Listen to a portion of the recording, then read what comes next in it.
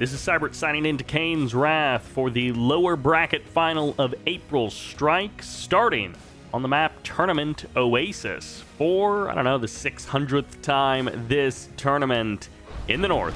Playing the red-black hand, this is Lumos. And in the south, playing the Cyan GDI. No randoms here. This is Shock Trepet. Shock Trepet versus Lumos. That's not what I said. Didn't I say Dimitri was in this lower bracket final? He did indeed beat Shock Trepet to earn a spot here, and yet it's Shock Trepet. So apparently Dimitri, after beating Shock Trepet, then left. I don't know why or how exactly he forfeit, but he forfeit out of the tournament. And so Shock Trepet has essentially gotten two buys.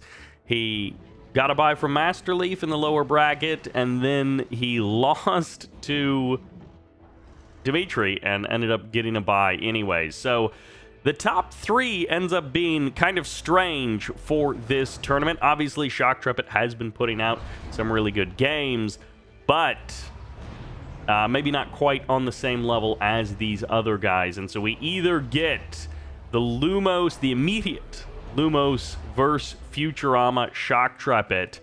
Nope.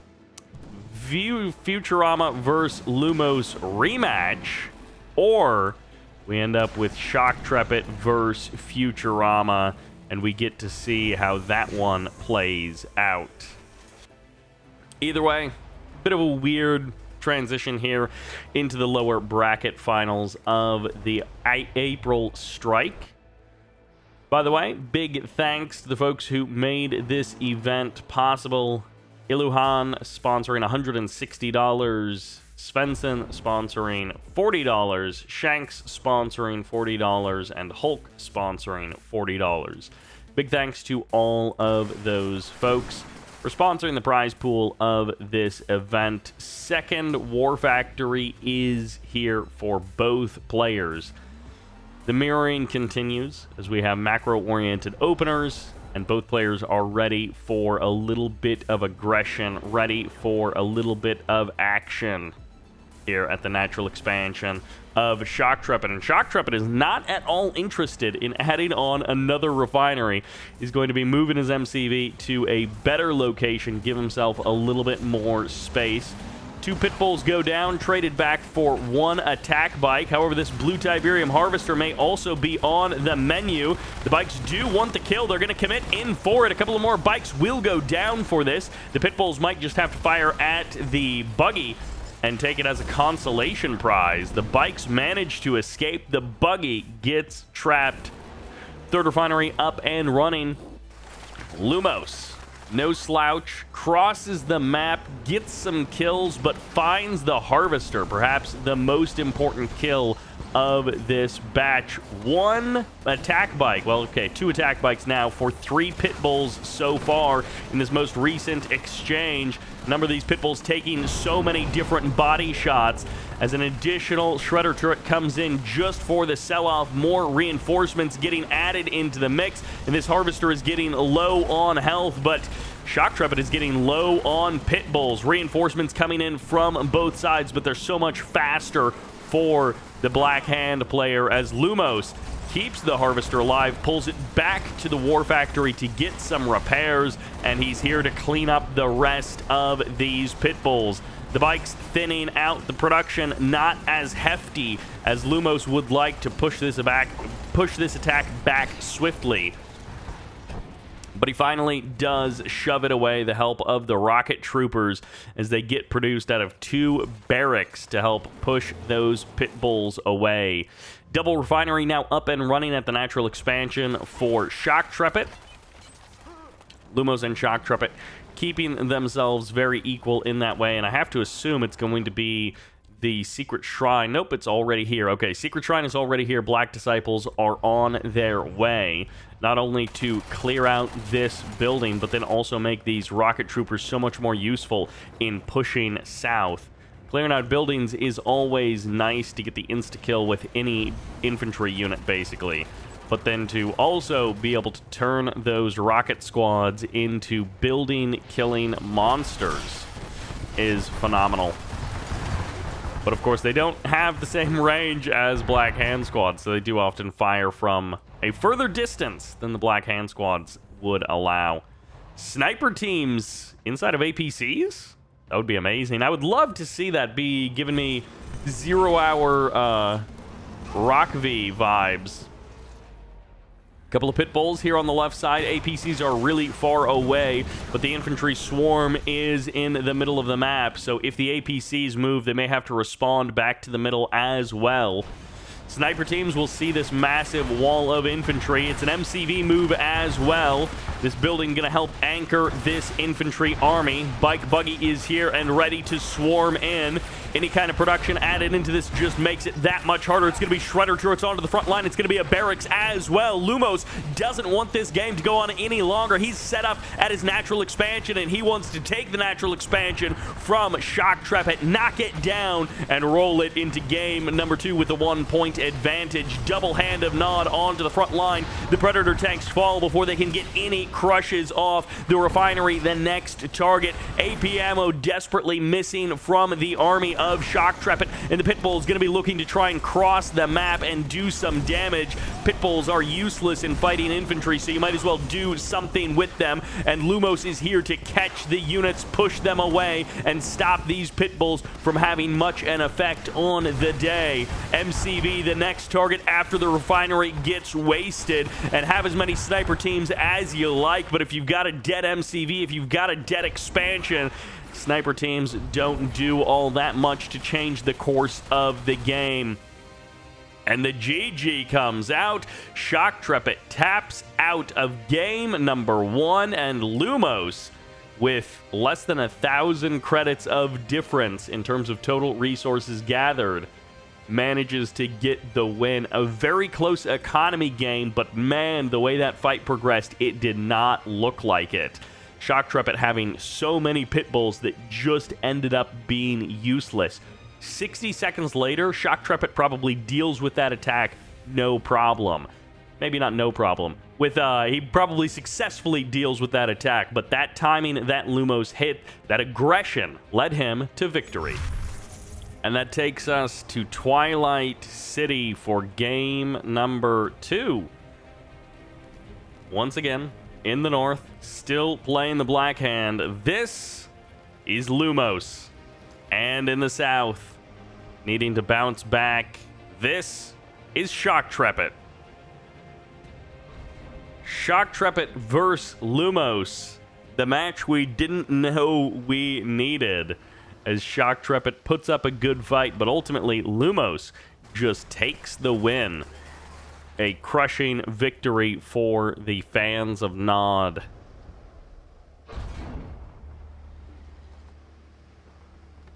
Lumos playing aggressive, able to clip the wings of Shock Trepet.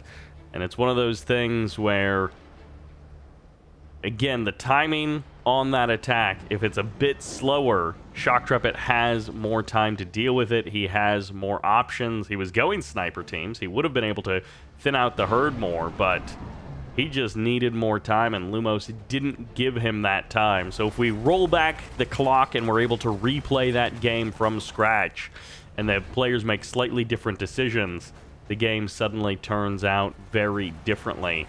It didn't seem like an overwhelming, crushing defeat of Shock Trepet in terms of game skill, in terms of general player skill. But it was an overwhelming defeat in terms of in-game forces, and Shock Trepet had no chance when all was said and done. He's going to be getting the scout on the natural expansion, both players keeping an eye on each other. GDI power plants may be stronger than Nod power plants, but they can still be shot up by basic infantry and potentially removed from the game just based on that. The power plant's slowly going to be healing up. Actually, is it? Okay, no, it is. It is barely healing up as that Cabal squad gets cleaned out. Double War Factory. Okay, MCV still on the map. No sell-off after the Double War Factory. I guess you'd probably want a Triple War Factory if you have 2 refineries and 5 harvesters. You'd want the Triple War Factory if you're going to sell the MCV. But not so in this case. First War Factory at the natural expansion is up and running for Shock Trepet. This is feeling very similar to game number 1. We will see if Lumos is able to get the damage done. One of the differences is there is no Blue Tiberium Harvester for Shock Trepet, so he doesn't have that first Harvester loss like he did in that game number 1. Although that's 2 pit bulls down before the first bike gets eliminated. A third pit bull goes down, and still trading back only a single bike for these pits. A 4th pit bull, a 5th pit bull goes down before the second bike is killed. It is 6-2. And this is not where you want to be trading as the GDI player. APCs are going to help anchor this army a little bit more. And I do appreciate that there is still a rifleman keeping an eye on that war factory, making sure that if any flame tanks emerge, they get spotted nice and early. Shock Trepet ready to take on his natural expansion and ready to bring the fight to Lumos. But this is not going to be a good fight for Shock Trepet if he commits into this attack. Couple of buggies going down. Buggies maybe a little bit too far away from the main army of bikes. I'm not sure why this buggy is just hanging out there so close to the enemy pit bulls. And now the bikes have fully committed into the attack. The pit bulls will be able to clean up a couple of the bikes in the exchange, but ultimately the bikes will be superior or reign supreme if Lumos decides to commit to it. Additional hand of nod over at the natural expansion, or at the main base rather. And no command post yet, so no AP ammo anywhere in sight for Shock Trepet. That is one thing that he will need coming into the future. He will need AP ammo done very soon. I mean, even just the additional damage in dealing with the bikes is nice. Drop a couple of watchtowers with the AP ammo, they get that damage boost versus the bikes as well. Another pit bull fires another missile, but at least he survives to fire a second round of rockets. Harvester juking past one wave of bikes does survive, and the reinforcing pit bulls coming in to chase away these bikes. They'll be able to clean up some of these buggies. The pit bull numbers just have not been enough, and this is a GDI player who is trying to chase down those bikes, so you can't just plant a couple of Predator tanks on the field with a couple of rockets and then hope to survive.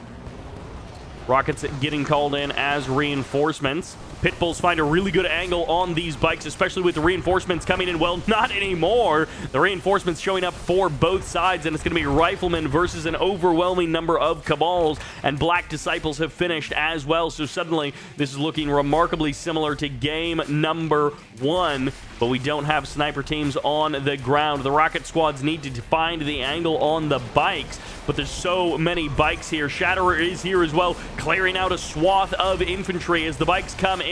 The pit bulls aren't here to help push them away, so the first harvester goes down very easily. Another pit bull showing up, trying to push away the bikes, but of course they need to stay out of range of those rockets. A second harvester, very low on health, but it survives the first volley of rockets. And the watchtowers shooting their guns, but no AP ammo makes them less effective. Sniper teams coming out onto the map, and a full load of Blue Tiberium can help stabilize Shock Trepet. He's trading back against the infantry, thinning out the herd, and the sniper teams will eventually be able to clear out the rest, but they can't do anything about the bike buggy counterattack that's headed for the main base. Any harvesters that are left over are largely undefended, and Lumos calls off the attack.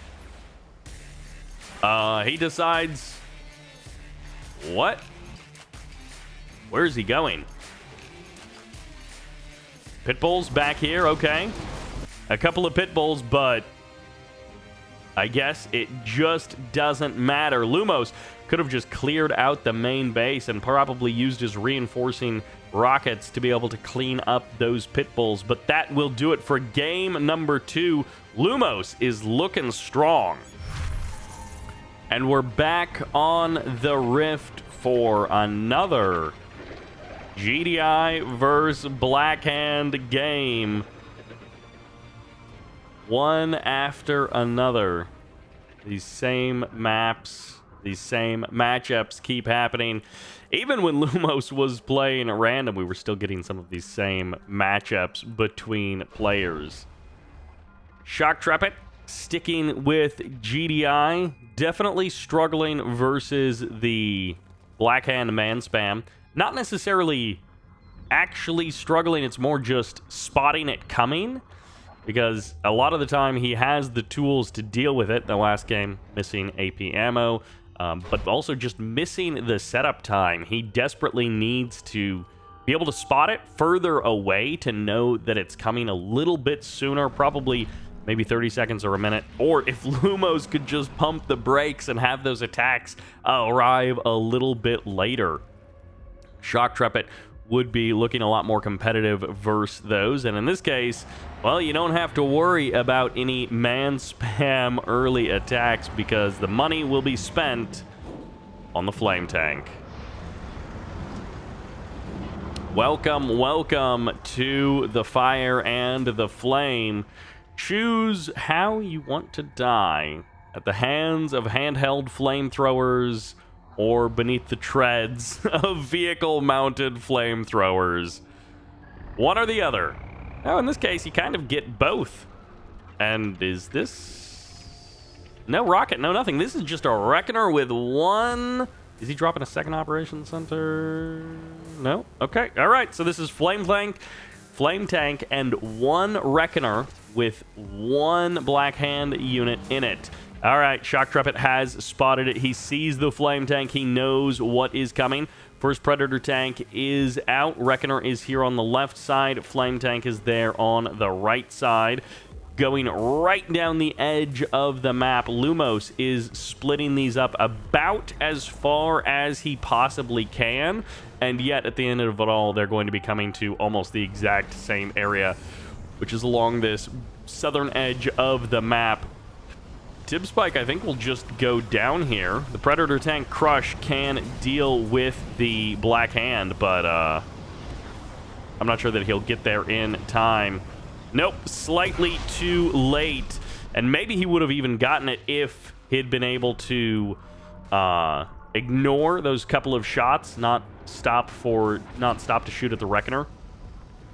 But instead, the Reckoner pulls back. The Pitbull's giving chase to it. It gets deployed at some random point, and the other Flame Tank will get chased down by a Predator tank. So if there was a third Flame unit, if there was a second Flame Tank, or maybe a second Reckoner, then things could be a bit different. But in this case, Shock Trepet holds all of that off with ease. He makes it look easy. He makes it look like a bad idea from Lumos. And yet, 2 games in a row, Lumos was playing a little bit too fast and a little bit too furious and just dumpstered Shock Trepet. Laser turret comes in, but the Pitbulls will get a kill. That is a Harvester full of Tiberium as well. Not a lot of reinforcements crossing the map for Shock Trepet, so he gets his 1 kill, and now he can get on out of there. Fires a couple of extra rockets, but still, 3 Pitbulls manage to escape. What is this Predator tank doing? Okay, now he reverse moves away. He's like, all right.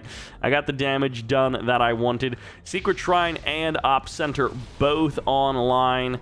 Gets himself Black Disciples, sells off the Secret Shrine immediately. Meanwhile, Shock Trepet looking good, looking fine and dandy here at his natural expansion. 3K up in resources at the current moment of the game. And of course, Lumos, that initial 10K that you get granted at the start, he spent a lot of that on units and on a strategy that just didn't turn out, that didn't pan out into anything of value. So in a sense, he's even further behind on income than just the few thousand credits that separates their bank accounts in the current moment. But Tier 3 is up. Blue Tiberium gets partially harvested there by Shock Trepet. A couple of Pitbulls here on the left side of the map, and it's into the airfield. So rather than prioritizing a faster Tier 3 tech, we've got a second War Factory, we've got an airfield, and tell me Okay, AP ammo. It's not fast. It's going to be somewhere around the 6-minute mark. 5:45 to 6 minutes is when it will actually finish up. A couple of Scorpions getting clobbered on the right side. Pitbulls finally kill off that Reckoner, which, of course, when it gets forcibly deployed like that, or I guess when it gets deployed at all. Whoa! It can't really do anything for the rest of the game, so you're not going to send a couple of units into it or anything. But eventually it does die. Catalyst Missile, that is not what I was expecting to see before AP ammo even finishes up. But that is the world that we live in. Catalyst Missile and AP ammo racing the clock to see which one would come out first. And the Catalyst Missile fires off, cutting down the economy of Shock Trepet just a little bit.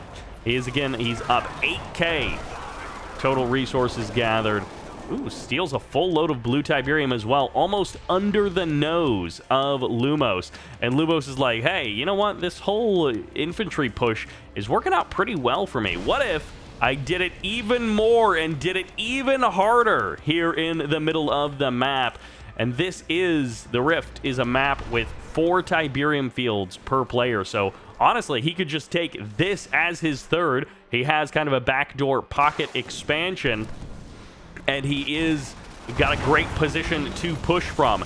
SAM sites get deployed. They have TIB core missiles as well. The army may not be powerful, but the upgrades have already come in for Lumos. He was super focused on his tech and not so much on his production, and yet he still has enough. Mammoth tanks right out onto the front line. Finally, a sonic emitter gets deployed. It may be too late to the party, as Shock Trepet has a critical few units to actually throw at this army. No sniper teams, hardly a watchtower in sight, and no hammerheads providing overwatch.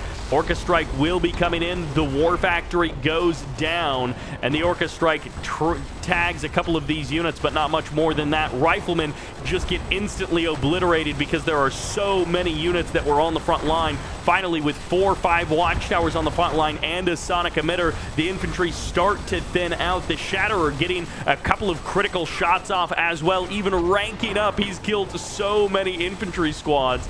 And finally, Shock Trepet has done it. It turns out he didn't even need that much more time. He just needed a couple of additional watchtowers, and this one Juggernaut hiding behind that War Factory, slowing down the infantry swarm. Meanwhile, on the left side of the map, it's going to be Hammerheads going for the harass, finding the reinforcement path and shutting that down. War Factory onto the front line, sells off the MCV that's there as well. And no rockets in this army. That's actually kind of wild. SAM site just now going to deploy. Shock Trepet not quite realizing it right away. No, he did realize it. He manually targeted down all of the turrets, and he timed it out. Perhaps getting a little bit lucky, or maybe he was just so confident and so right. And that push evaporating. The infantry just stopped coming, and there were no vehicles at all. I kind of assumed that there would be some kind of vehicle component, bike, buggy, or even Scorpion tanks to back up the infantry, and then it was just pure infantry production and nothing else from Lumos. Shock Trepet feeling like he has a handle on how to handle Blackhand, at least here on the Rift.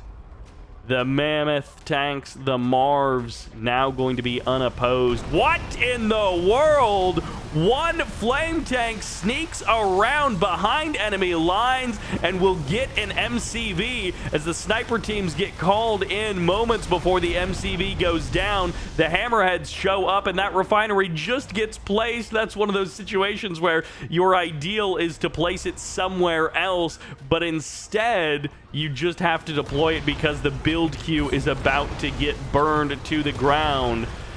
Shock Trepet now up 40,000 credits in resources gathered. Shock Trepet absolutely crushing Lumos in this game number 3. A very different look to most of the previous game.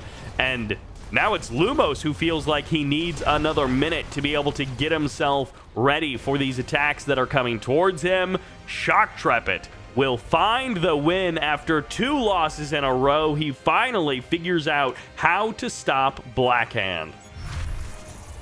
Welcome back to Abandoned Subway for game number 4. Oh, the rifleman didn't make it to the building. He thought he could. They should have just dove for the middle of the map.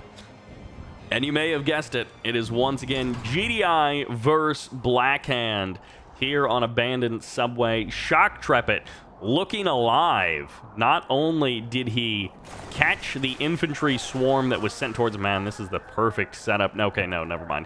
I thought he had both of the buildings, but no, he just has the one. So eventually, GDI will get the other one. Shock Trepet finally getting a handle on how to deal with those Blackhand units. At least on the Rift, he was able to shove them away and deal with them. The multitasking looking really strong for Shock Trepet in that last game, but also just having all of those right answers. And it didn't look like it at first. It looked like that infantry wave was going to crash, but fortunately for Shock Trepet, there was just no follow-up to that infantry wave as it crashed into his base. And then he just had a little bit of time to deal with it. They burned through the first couple of structures, and they went no further. That Shatter also coming in clutch. The Shatter and Sonic Emitter combo, another two things that are great at dealing with infantry when they get all clumped up like that, that Shock Trepet just did not have in Game 1 or Game 2.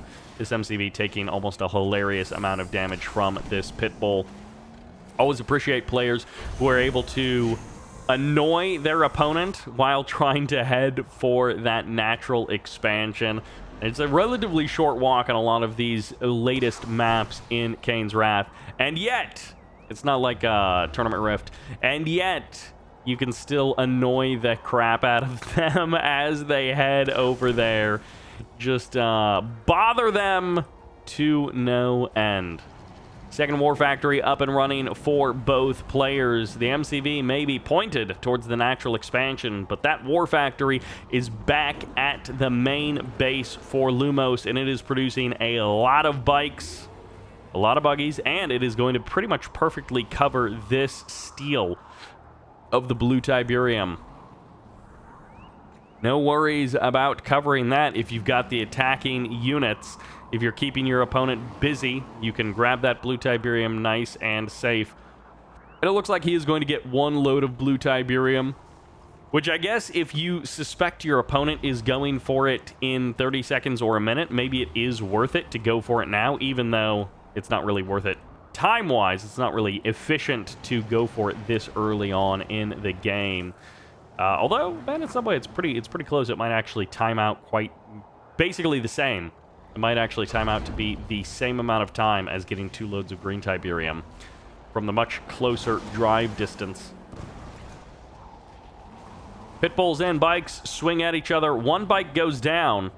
That's another thing. It's a little bit random what units choose to shoot. You can, of course, tell them to target something in particular, but most of the time you're just A-moving them around.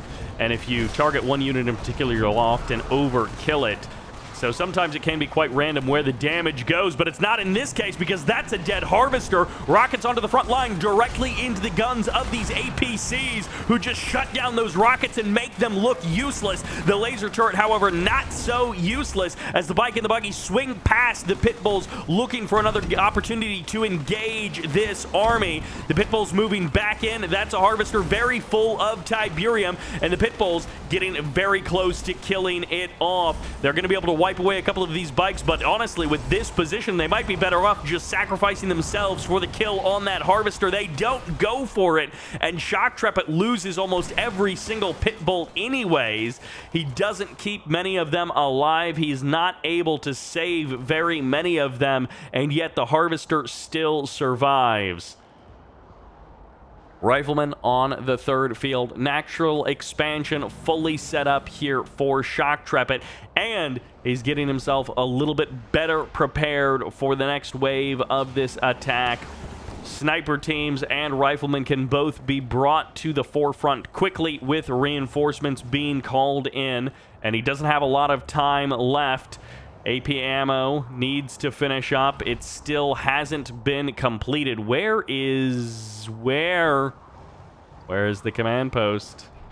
Where is it? Sniper teams inside of the APCs. I love this move. We'll see if it works out. Pitbull's trying to chase down these bikes. Lumos going for a very quick third base. And yeah, immediately the APCs are in range of those rockets, and they just have to evac the sniper teams out of there.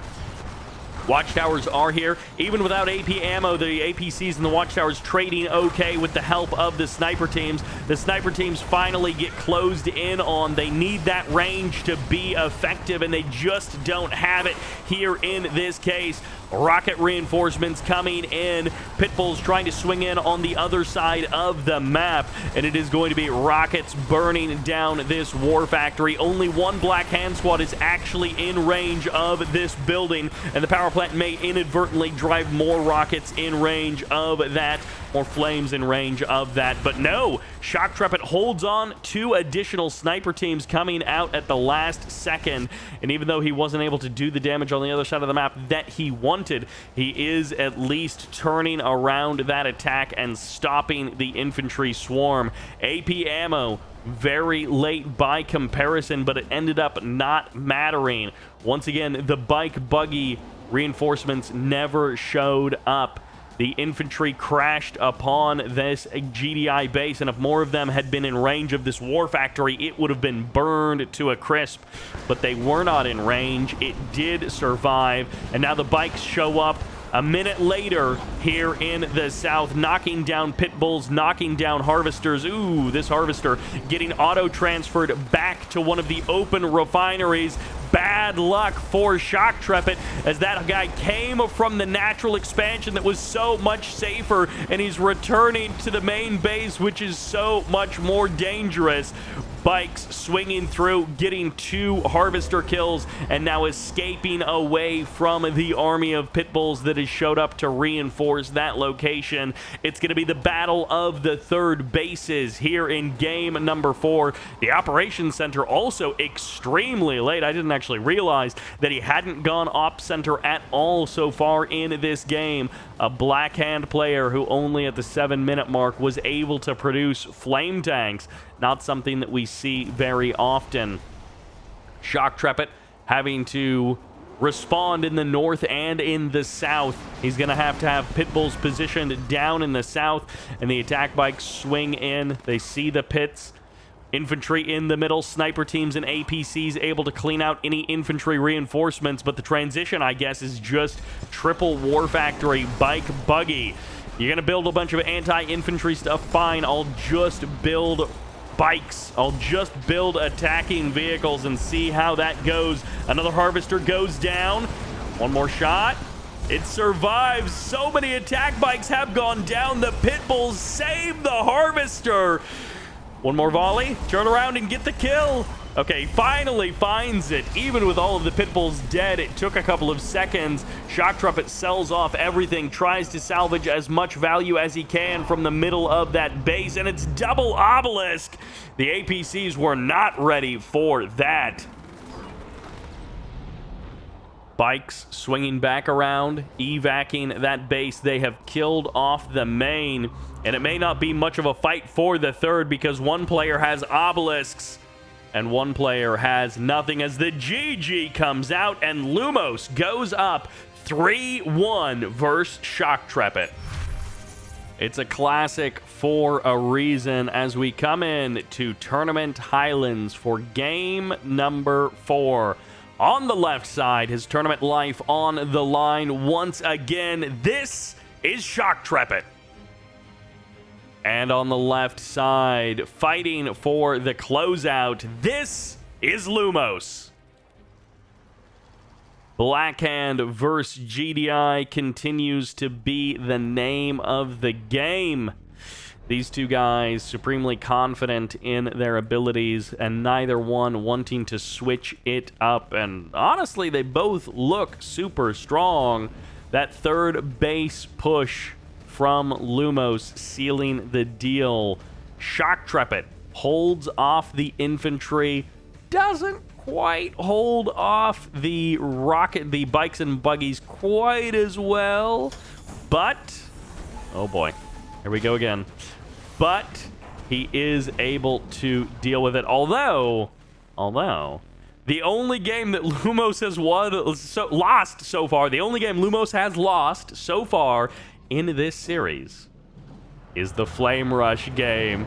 He goes for that Flame Rush, and he ends up losing the game on Rift. Here we have another Flame Rush on a map that's pretty good for Flame Rushes, and it is going to be a multi-unit Flame Rush, 2 Flame Tanks at least. Operations Center might just be kept around for an additional Reckoner. We'll see exactly when not Futurama, Shock Trepet. They both play Cyan, and in this case, I keep swapping their names. Shock Trepet goes for the how quickly he can see those units. First Flame Tank gets spotted. Second Flame Tank is in the south, and I believe there is a third Flame Tank somewhere else out on the map, way up high, crossing the very northern edge of the map. One of these in the north or the south will get spotted. And then the Black Hand Squad is also moving out. So no Reckoner for that Black Hand Squad, but still can burn down those Tib Spikes. Classic little kill for the Black Hand Squad is to just roll up, get inside of that building, burn down the Tib Spike. We've seen it many, many times from Black Hand and Nod players. Flame Tank gets the kill on one of the Pitbulls. Oh, this is perfect. Lumos has found it, and this is the angle that he wanted. This is the kill that he needed. And the MCV down below half health. Shock Trepet has to find a better strategy for game number 6, because I forgot this is actually a best of 9, not a best of 5. So Lumos is now up 4-1 versus Shock Trepet. 1 win, 1 loss with the Flame Rush. Turns out it's a pretty good strat. We're back on the Badlands Hills for the actual game ender here for one of these players. In fact, it's the Cyan GDI on the right side. Tournament life truly on the line because it's best of 9. This is Shock Trepet.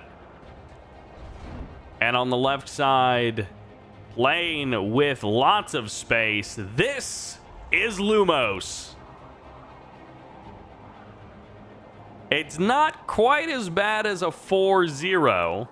Shock Trepet isn't going to be clean swept, but boy oh boy, is it awfully close to a clean sweep for Lumos. And that would be the absolute perfect thing. You drop from the upper bracket finals, you 5-0 your opponent in a best of 9, and then you're right back into the grand finals. You played some warm-up games, hopefully got a confidence boost from just dismantling the other player, and you're ready to go into the grand finals. But, you know, 5-1 is also a good map score for Lumos. Shock Trepet needs to bring it on another level. He is going to get the scout. He will be able to see. He sees the double refinery. He sees, okay, there is indeed no Flame Rush coming my way. He knows that he is safe for the current moment. But of course, against Black Hand, you're never truly safe. The flames can come from the ground or the ground, not really the sea or the sky, but they can come from infantry or flame tanks. And we could see an operations center or a secret shrine now that the natural expansion has been moved over to by Lumos. We'll see if he actually goes for any kind of flame strategies. There's the Hand of Nod. Maybe he is just predicting a couple of additional Pitbulls to be showing up from Shock Trepet. Shock Trepet, on the other hand, I don't think he's gone super crazy Pitbull numbers. He is producing Pitbulls, but he's actually going refinery first at the natural expansion. I mean, as long as he's got the vision, as long as he's got the intel on his opponent, there is nothing wrong with going refinery first at your expansion. But considering how aggressive Lumos has been in most of these games, I don't know that I would recommend that. But it's going to work out, I think, just fine for Shock Trepet. An extra Harvester as well. Both players happy to play this one out a little bit slower. There is our Secret Shrine. Gets Black Disciples, immediately sells it off. Oh, Purifying Flame. We love to see it.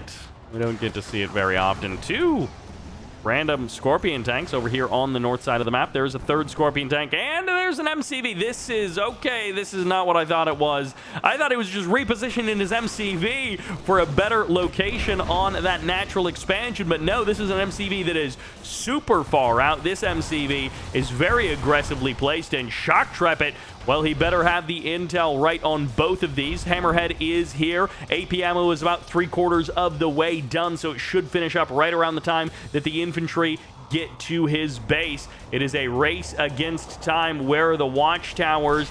First one should be getting deployed. There's the power plant. There's the watchtower, and AP ammo moments away here. As there, the upgrade finally comes in, and the Hammerheads are going to find a pretty good angle. The rockets don't turn on them immediately, so the Hammerheads get a couple of volleys off, clean up a good chunk of those rockets, and almost all of the rockets go down. Not a single Hammerhead.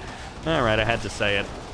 Back in the north, it's going to be Pit Bulls versus Scorpion tanks. Watchtower coming in there as well. Shatterers also on the front line to help deal with the infantry. And these Harvesters just need to get out of dodge, but there isn't much of a safe place for them to go. Shock Trepet, desperate on multiple fronts, needs to hold off this attack. The Scorpion tanks go down. The Pit Bulls at least hold off that attack, and the infantry kind of just spread out, spaced out in a really weird way, and not actually concentrated enough to keep the front line moving forward in the north. The infantry, it looks like, will be pushed away. Meanwhile, in the south, Harvester goes down. Rockets directly onto the front line. Sniper teams would be amazing to come in to help hold this off, but for now, it's 2 Shatterers and Watchtowers here to help hold that off. Finally, the infantry in the north getting cleaned up. A couple of Pit Bulls going down, but the Watchtowers clear out the last remnants of those units. Harvester after Harvester goes down, but Shock Trepet is up 7K total resources gathered,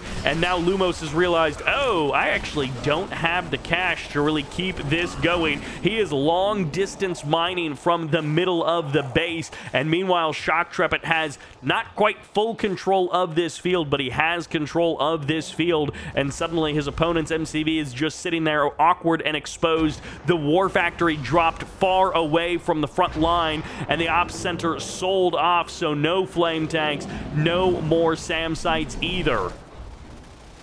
War Factory shows up. Hammerheads, they don't have to worry about any stealth reveal because these Harvesters are naked and afraid as they're backing up to that War Factory, and Lumos has overshot. He is shot for the stars, but he missed the moon as well, and it's the cold of space that is here to embrace him.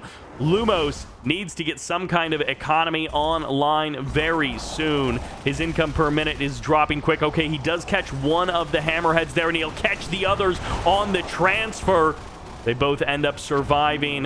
The Shatterers blasting away at the infantry, and Lumos, his economy may not be roaring, but actually Shock Trepet's isn't looking amazing either. It's definitely better than Lumos's, but it is not roaring to life in the way that he would like. APCs, Watchtowers pushing away the infantry. Lumos is going to try and figure out a way to man spam his way out of this. No triple barracks production. It's just one War Factory here on the front line. He may finally get that blue Tiberium he has been searching for this entire time with a fresh refinery there, and that is how he's going to try and stabilize his income. But what good is income if you don't have an MCV to do anything with it? The GG comes out, and Shock Trepet holds off the aggression. Lumos plays a super heavy-handed attack, and it doesn't work out. Shock Trepet finds the win in game number 6. It's time for Tournament Airstrip. It's time for another GDI vs. Nod match. Well, GDI vs. Blackhand anyways. Down 4-2. This is Shock Trepet. Playing Blackhand, sticking with the infantry strats. This is Lumos. Lumos not quite finding the angle on that last game. As it turns out, foregoing your natural expansion entirely makes the game really difficult as it goes on longer and longer. There's aggression, and then there's sometimes too much aggression. And that is what we encountered last time with Lumos. No real long-term plan. I guess this is also the tiebreaker. We've got 1 win and 1 loss with Flame Rushes. Does this become a win or a loss? Oh, Reckoner! All right. Double Black Hand Reckoner. We have seen this come out a decent amount recently. Oh, it gets spotted immediately. Well, that's not great. As Shock Trepet gets the perfect view on this Reckoner, and this Pitbull, I mean, it's kind of a free camp on this Reckoner until there's something to actually guard the Reckoner, keep it safe. The nice thing about the Reckoner is you can kind of just like hide it in a corner of the map and bring it back in about a minute when Shock Trepet has hopefully forgotten about it. You don't have to send it across the map right this second. You don't have to charge over and try and get a kill immediately. Sometimes that delayed tactic, when you get spotted this immediately, sometimes the delayed tactic is better. The Reckoner has gotten very close. He might actually just be able to sneak in here. There's no pit bulls. There's no nothing up here guarding that. I mean, a couple of predator tags, but they are going to be able to tag it. I think it'll still get in range of the war factory and the refinery, so it almost doesn't matter. There's the deploy. It's now got the bonus armor. That's a dead war factory. That's a dead refinery. And these Black Hand squads, they are racing the health bar of their own building, their own bunker against the health bar of this refinery. 3 predator tanks, they will get the kill on the Reckoner, and the refinery is only half dead. Only 3/4 dead. He didn't actually get the final shots off. He didn't actually get the amount of time that he needed. Reckoner deployed. Really great spot, but only shuts down the war factory. Slows the production of Shock Trepet. And I mean, now Shock Trepet can just deploy 2 war factories. I guess you could still redeploy one up here, but deploy 2 war factories and you're kind of fine. He's obviously banking a ton of resources right now, so maybe he will go war factory barracks war factory or something like that. War factory command post war factory. Maybe try and get AP ammo out a little bit sooner, but he had the 3rd refinery up. He didn't lose any harvesters. He didn't lose any refineries, so he's kind of just fine. The only real threat that he has is he can't produce very much very quickly. So, oh, never mind. It's going to be the Crane. The Crane is a strange choice, but build a Crane, build 2 buildings with it, and then sell it off. You don't necessarily need to keep it for the whole game, and I don't think Shock Trepet will, but he does have this production deficit that he needs to make up. And, well, that actually worked out really well for those Predator tanks. They get 2 bike kills, push away the bikes, and Lumos, he's kind of just catching up on his economy. So he's got the 2nd War Factory now with the natural expansion, command post deployed, MCV on the move, and the refinery finishes up. And, well, it is going to be AP ammo that is slowly but surely being researched by the GDI player. And he will get it eventually. The Crane sticking around, possibly just getting an additional refinery to deploy immediately on this 3rd base.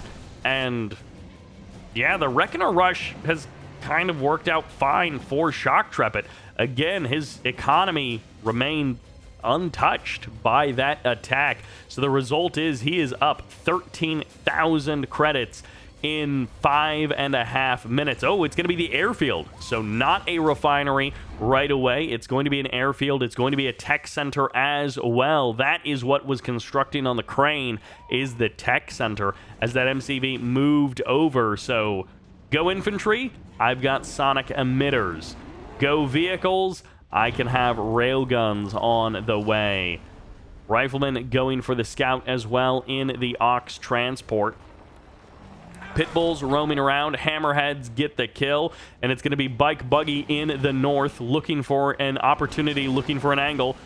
Pit bulls are here to catch this wave of bike buggy. A couple of predator tanks as well. And from here, Shock Trepet, he can look towards... Oh, he's actually going mortars. He's not going railguns. He's going mortars as he believes in the power of the pit bull. And for now, the pit bull is doing an excellent job of corralling this bike buggy and pushing it away.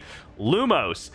What? Lumos sells off his war factory and he goes double. Triple? Can we get a triple hand of nod? Can we get a triple hand of nod in the middle of the map?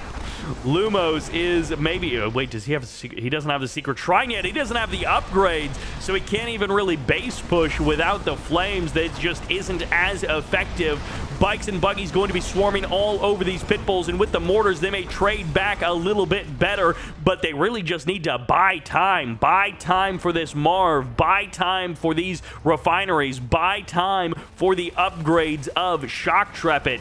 The more time that he has, the better position he is in. Ooh, this might be a mistake. A couple of harvesters are exposed and vulnerable, but the attack bikes don't find them. The attack bikes don't find the kills on those harvesters. Shock Trepet calls off the harvesting operation a little bit early, but it doesn't matter because both harvesters escape quite safely.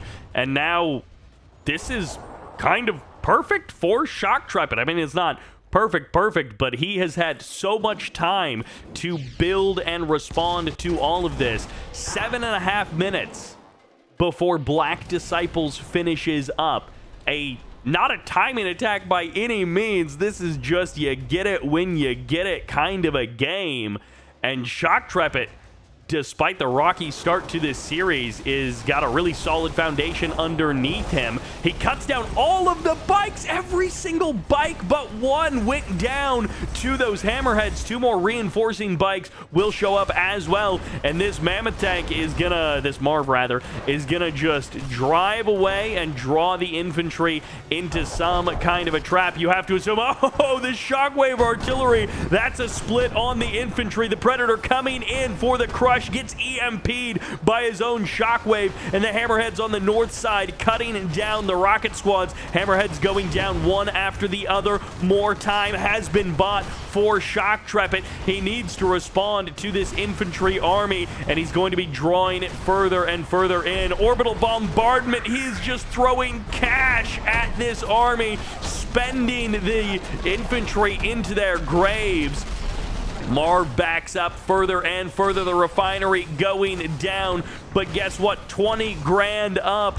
Shock Trepet isn't worried about losing a single refinery if that is all that is going down. More hammerheads coming in. Sniper team's a bit late to the party, and these rocket squads keep on pushing. Laser fence on that refinery going to allow it to survive a little bit longer. Sniper teams on the north caving in the top side of this army, collapsing those forces, and there just is almost no follow-up from Lumos. This army will expire, and then what?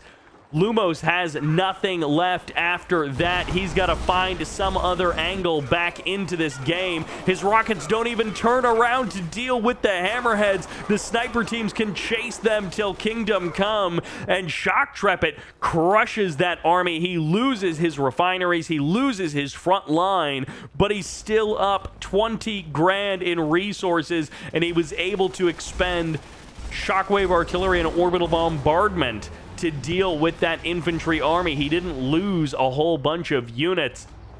He kept most of his units alive. Harvester gets deployed.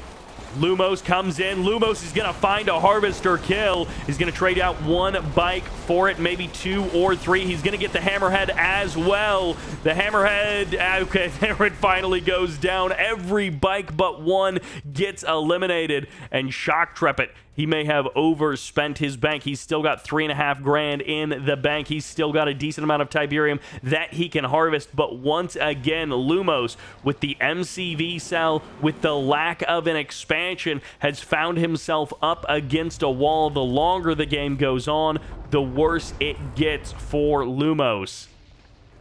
All right, we've got infantry. We can maybe get a tip spike. Rifleman will just kill off the engineer, maybe. Oh, he gets the engineer. No.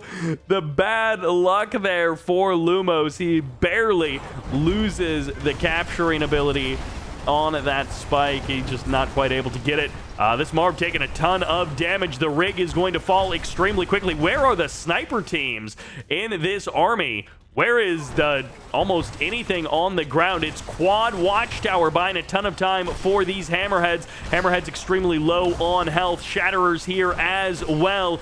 Catch this wave. As long as you don't die to it, just cross the map with almost anything, and Shock Trepet will win the game. 4 watchtowers still standing strong. The infantry cut down the aircraft, but do nothing against the Marv. It's a tough road to take down a Marv with just a couple of rockets. Attack bikes in the north. It's only 3 attack bikes. The GG comes out, and Lumos finds some wins, but doesn't find a win here on Tournament Airstrip. The double Reckoner Rush just went terribly for him. Shock Trepet holding on for dear life in this series. So incredibly close to the rematch with Futurama. Playing the red-black hand in the north. This is Lumos. And in the south, playing the Cyan GDI, rallying for the last 2 games. This is Shock Trepet. The first 5 games looking entirely different from those last 2 between these 2 players. Shock Trepet and Lumos looking like a one-sided stomp, and now it's on the verge of being an even game. The ace match could be upon us, and Lumos that close to victory that many times in a row, and his downfall is just no expansion.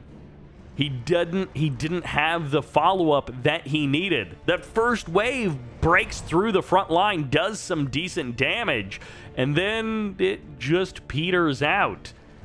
The macro of Shock Trepet has simply been stronger those last couple of games, and the last one in particular, with Shock Trepet getting absolutely massive damage with those support powers. Not even really his army or his outplay. His micro wasn't incredible. His strategy wasn't amazing. He was like, I'm kind of just gonna go for the big eco, and I'm gonna know that in my back pocket I've got this Space Command uplink. This MCV is actually taking quite a lot of damage. It's going to be annoying to repair that back up to full. But it finally does deploy. Gets down the ramp, does deploy the MCV. Shock Trepet dealing with that attack basically just by burning through his massive bank account, and that definitely does not work every game of the series. No Flame Rush on this map. No hope for that. I mean, you do have these massive ramps into your entrance, but still, Flame Rushing on Extraction Plateau. Not the best map for it by any means. Refinery first for Lumos. Oh my gosh, this Pitbull is still harassing his MCV. The Scorpion tank is going to come out to push away that Pitbull. But honestly, you might have to just build a barracks and get an engineer into that MCV. It's so low on health, it's actually dangerous for Lumos. Second War Factory or second Refinery, place your bets. Well, it's a second War Factory, so I hope you were right. But you were wrong. I know you were thinking second Refinery. But who would be crazy enough to go for a second Refinery immediately on the natural expansion? It is actually going to be a quite fast command post. For most of these games, Shock Trepet has been delaying his command post by a bit. Typically past that second War Factory, but here it's coming in much earlier than it otherwise would be. APCs plus Pitbulls going to be just dancing with those Scorpion tanks. No real commitment from either side. Oh, okay. What do we got here? That's not something we see very often. Rockets go inside of those hammerheads, and This might actually just kind of work out. Is this mass Scorpion tank? Is this fast Dozer blades? This is going to be the perfect game. Okay, no, we do have a Hand of Nod. We are going to see at least some rockets. But this might be the perfect bait by Shock Trepet. If he is going into rock heads against Scorpions, this is pretty much the perfect build for Shock Trepet. I don't know how much of this is luck and how much of this is like some kind of supreme mind game coming out from Shock Trepet, but he's going to be able to easily deal with these Scorpion tanks, and he actually kind of reveals these hammerheads perhaps even a little bit earlier. He might have been able to get a few more kills. Looks like AP ammo is done. 2 Scorpion tanks going down. 3rd and 4th could be eliminated because they're relatively low on health. And this might just be like 4 or 5 dead Scorpion tanks. And it's going to be up to the rocket squads to defend everything else. Harvester takes full damage. The bad luck of Lumos letting those harvesters take that full damage, and then a second one comes over to Doc at the same time, and he's like, oh, maximum damage, and he gets a little tag on a second harvester as well. But all right, we get ourselves some rockheads, and they kill 4 or 5 Scorpion tanks basically for free. The Mantises eventually pushing them away, or they just turned around on their own volition. And it looks like it might be mortars a second time for Shock Trepet. He's got kind of an awkward unit composition, but it feels like it is the perfect response to what Lumos is doing. Mantis is here, but it's only one of them, and it's kind of far in this army. These hammerheads might just be able to clean up this entire army. Again, not quite for free because the APCs and the Pitbulls are going down, but the hammerheads don't have much to oppose them, and these Scorpion tanks that Lumos spent so much cash on. Okay, stop that MCV. Whoa, that was almost terrible for Shock Trepet. But as long as Shock Trepet kills off this Mantis, then the rest of the units can be dealt with quite easily by the hammerheads. It's just a race against who can do more. The multi-MCV life is something that Shock Trepet believes in here on Extraction Plateau, and the Mantis gets sent somewhere on the north side of the plateau for some reason instead of the south side where the hammerheads actually are. The Scorpion tanks get crushed, and that entire attack amounted to very little.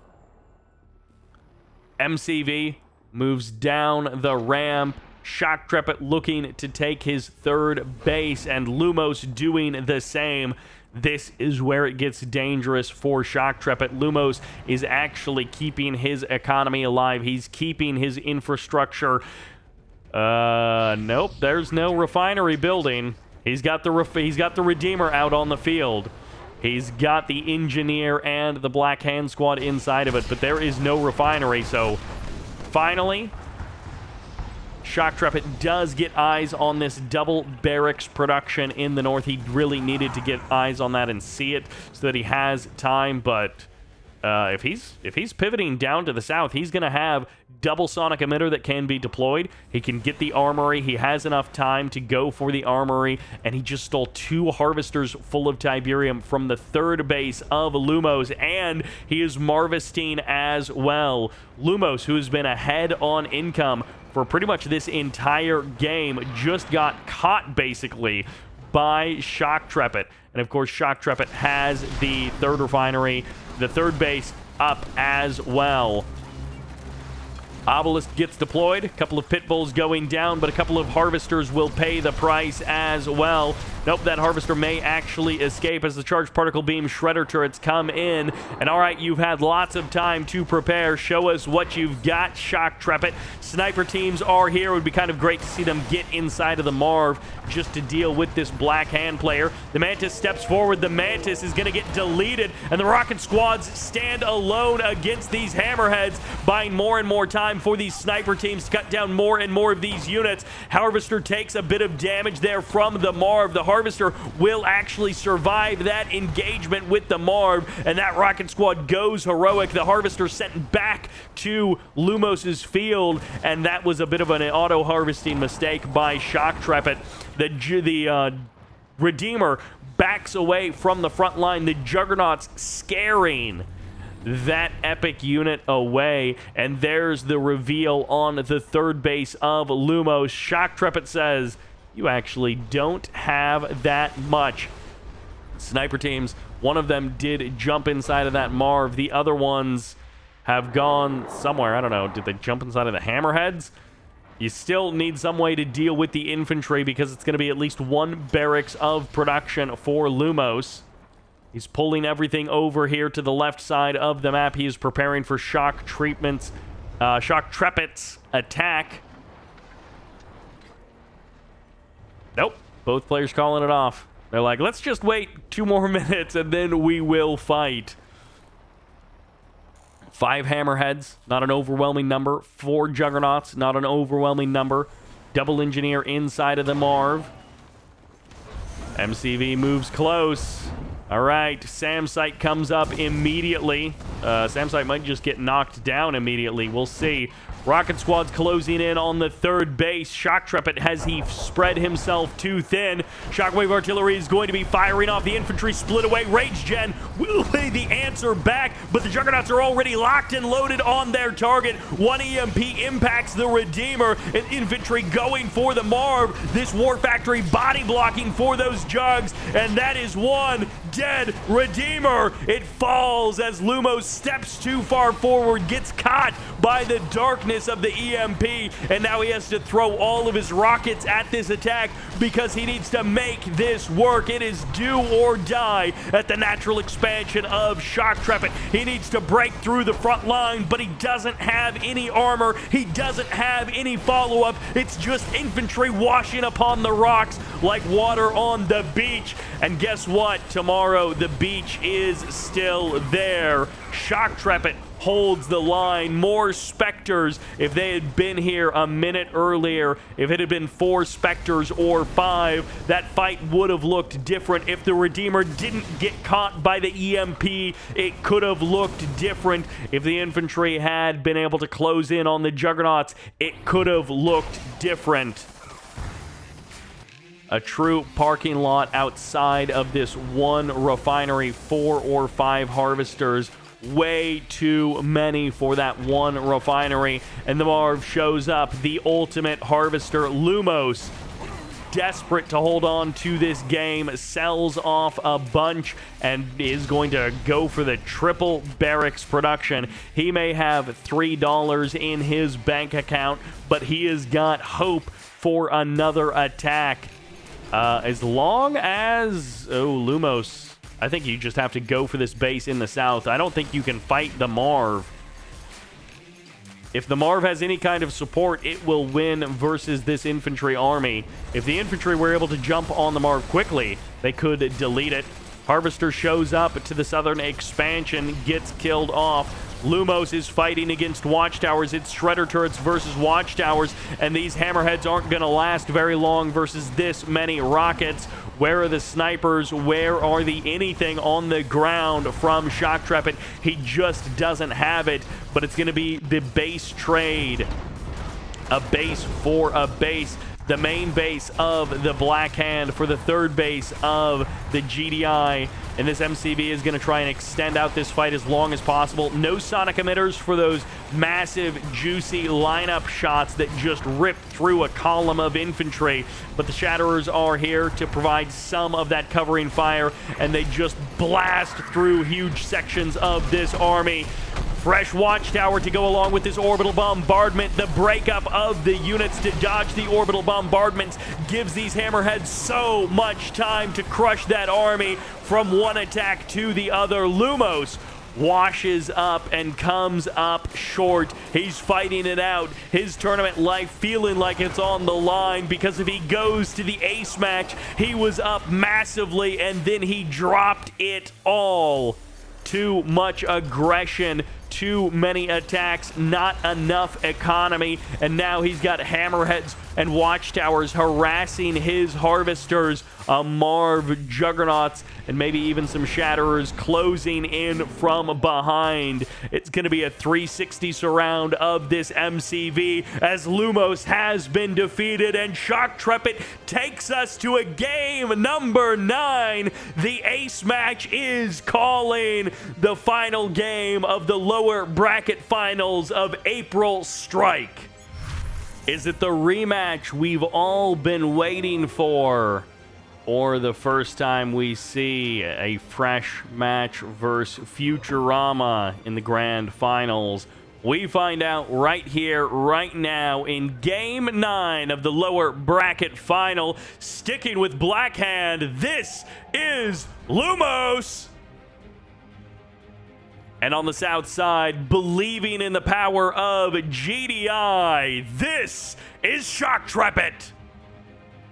Down 1-4 minutes ago, rallies, pulls together, steals himself, and takes 3 games in a row to even up the score 4-4. Lumos, with victory within his grasp for half of this series, now has to play a final match against Shock Trepet.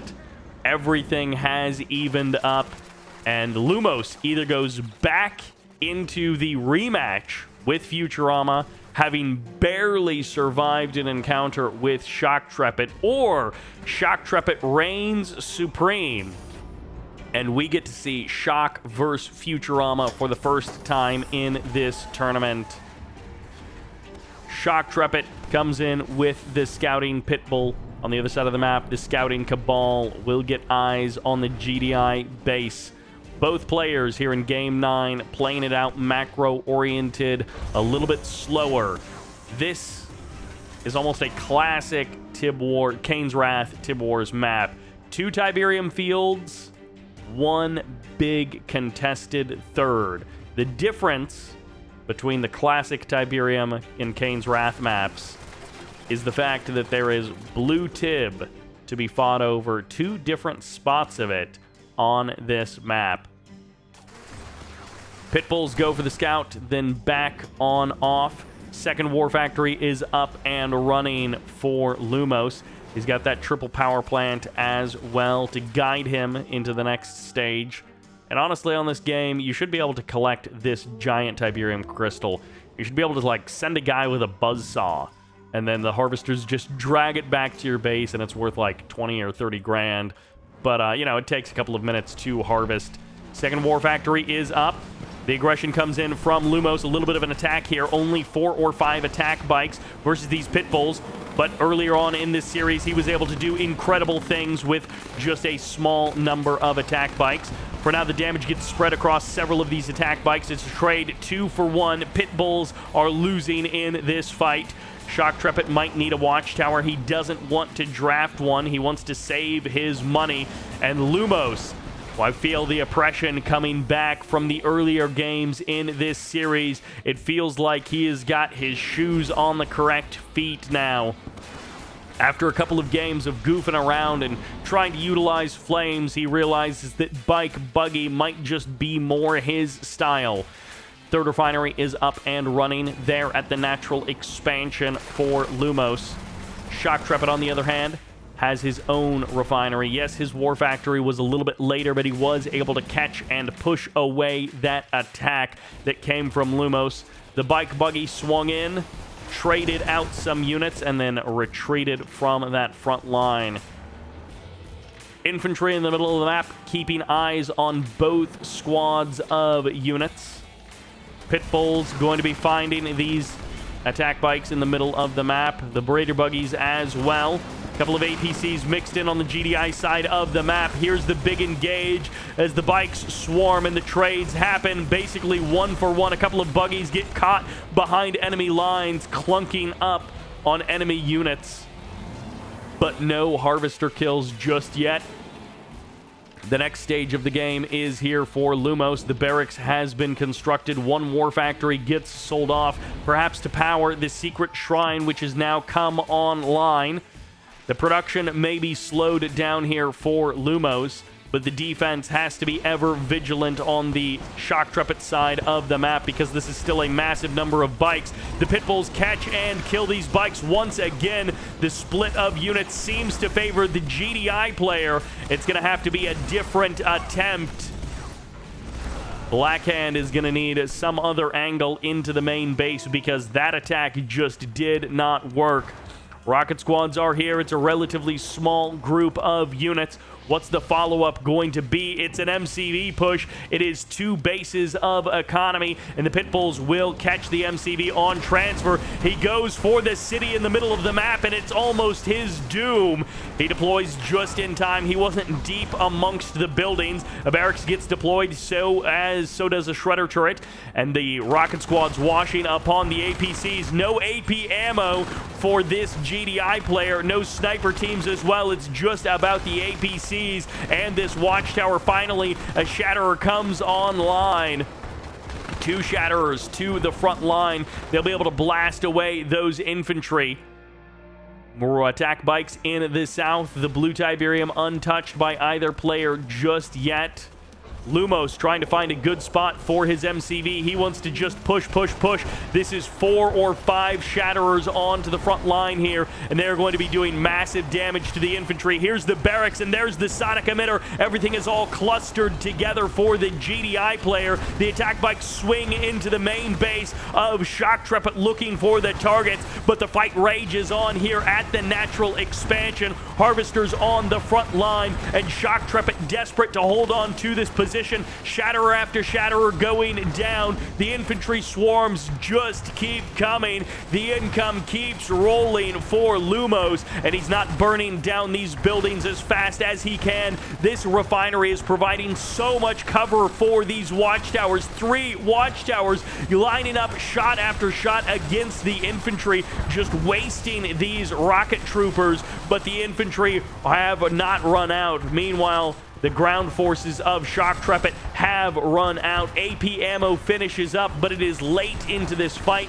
The Hammerheads spawning in, buying more and more time as the GG comes out and Shock Trepet falls to pieces. The infantry too powerful for Shock Trepet to deal with, and in Game 9, he crumbles to the same thing that killed him in Game number 1. Lumos will get his second chance. Lumos will get his shot at revenge in the grand final. And for the last time in this video, welcome to Tournament Oasis. We've got one more game on this map to kick off the grand final, best of 11. Back from the dead, back from the lower bracket, this is Lumos. And on the other side, representing Traveler 59, crushing all who oppose him, this is Futurama.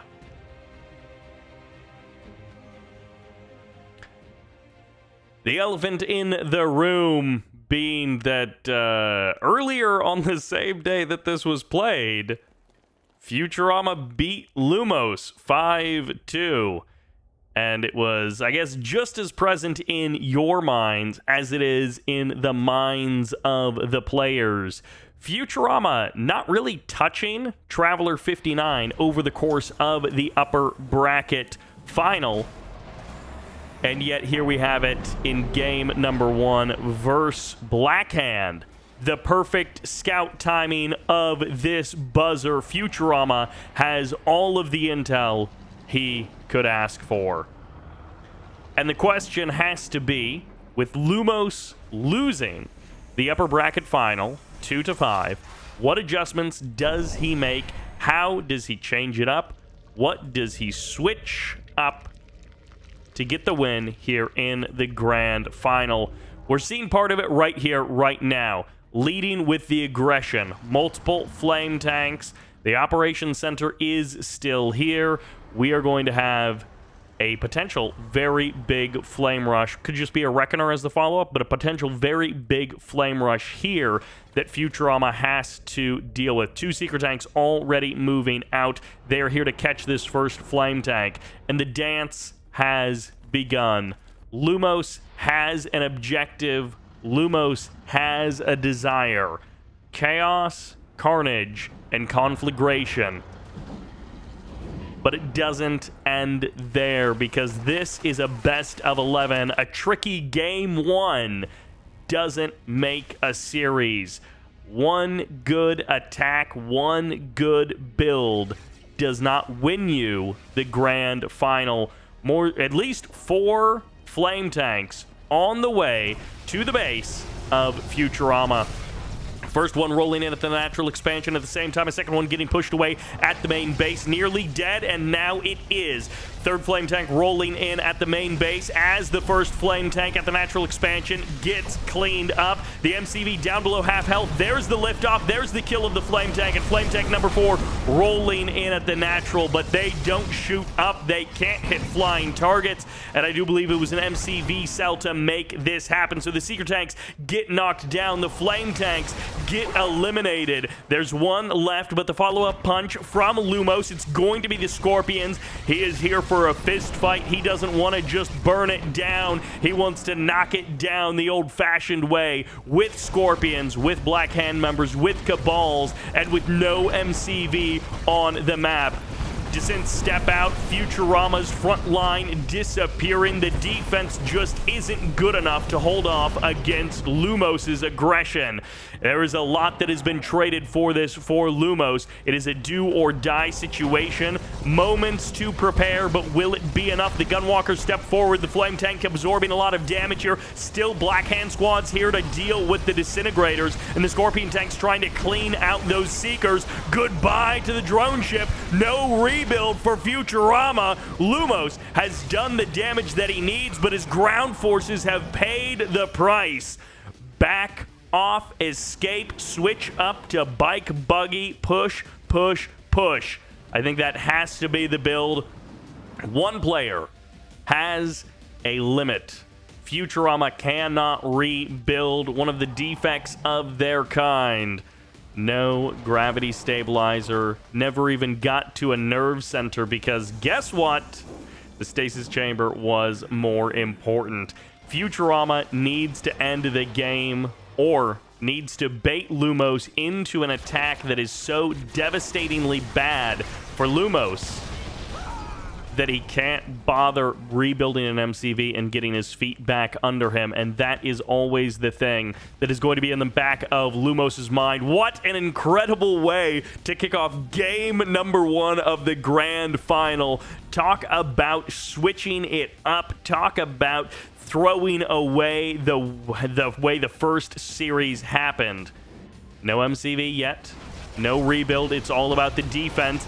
This is the push for Futurama. Disintegrators coming to the front line. It's all about the buggies, and the repair drones come in as well, keeping those Seeker tanks alive. The Scorpions are gone, which means the Seekers and the Gunwalkers are largely unopposed. The Disintegrators are being massacred, but what about the back line? What about the Seeker tanks? What do you have to stop those Lumos? The bikes swinging in. Disintegrators, a couple of them still surviving, but the buggies will gun them down. Reinforcements parade pushing across the map, and this is the last stand of Lumos. This is the last attack of Futurama. The buggies falling one by one. 2 bikes remain. And how many Seeker tanks? Too many for Lumos to deal with. The GG comes in, and game number 1 is defined by Lumos, but it is won by Futurama. That flame rush set the tone and set the pace. He almost had it with killing that MCV, but that did shorten Futurama's options.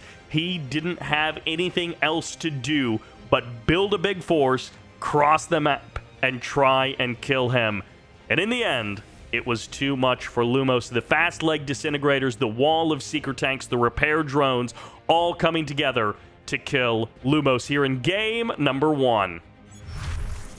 Out with the old, in with the new. We're throwing out the playbook, and we're doing it our own way here on Twilight City in the north. playing the red, playing the nod, down 0-1. This is Lumos.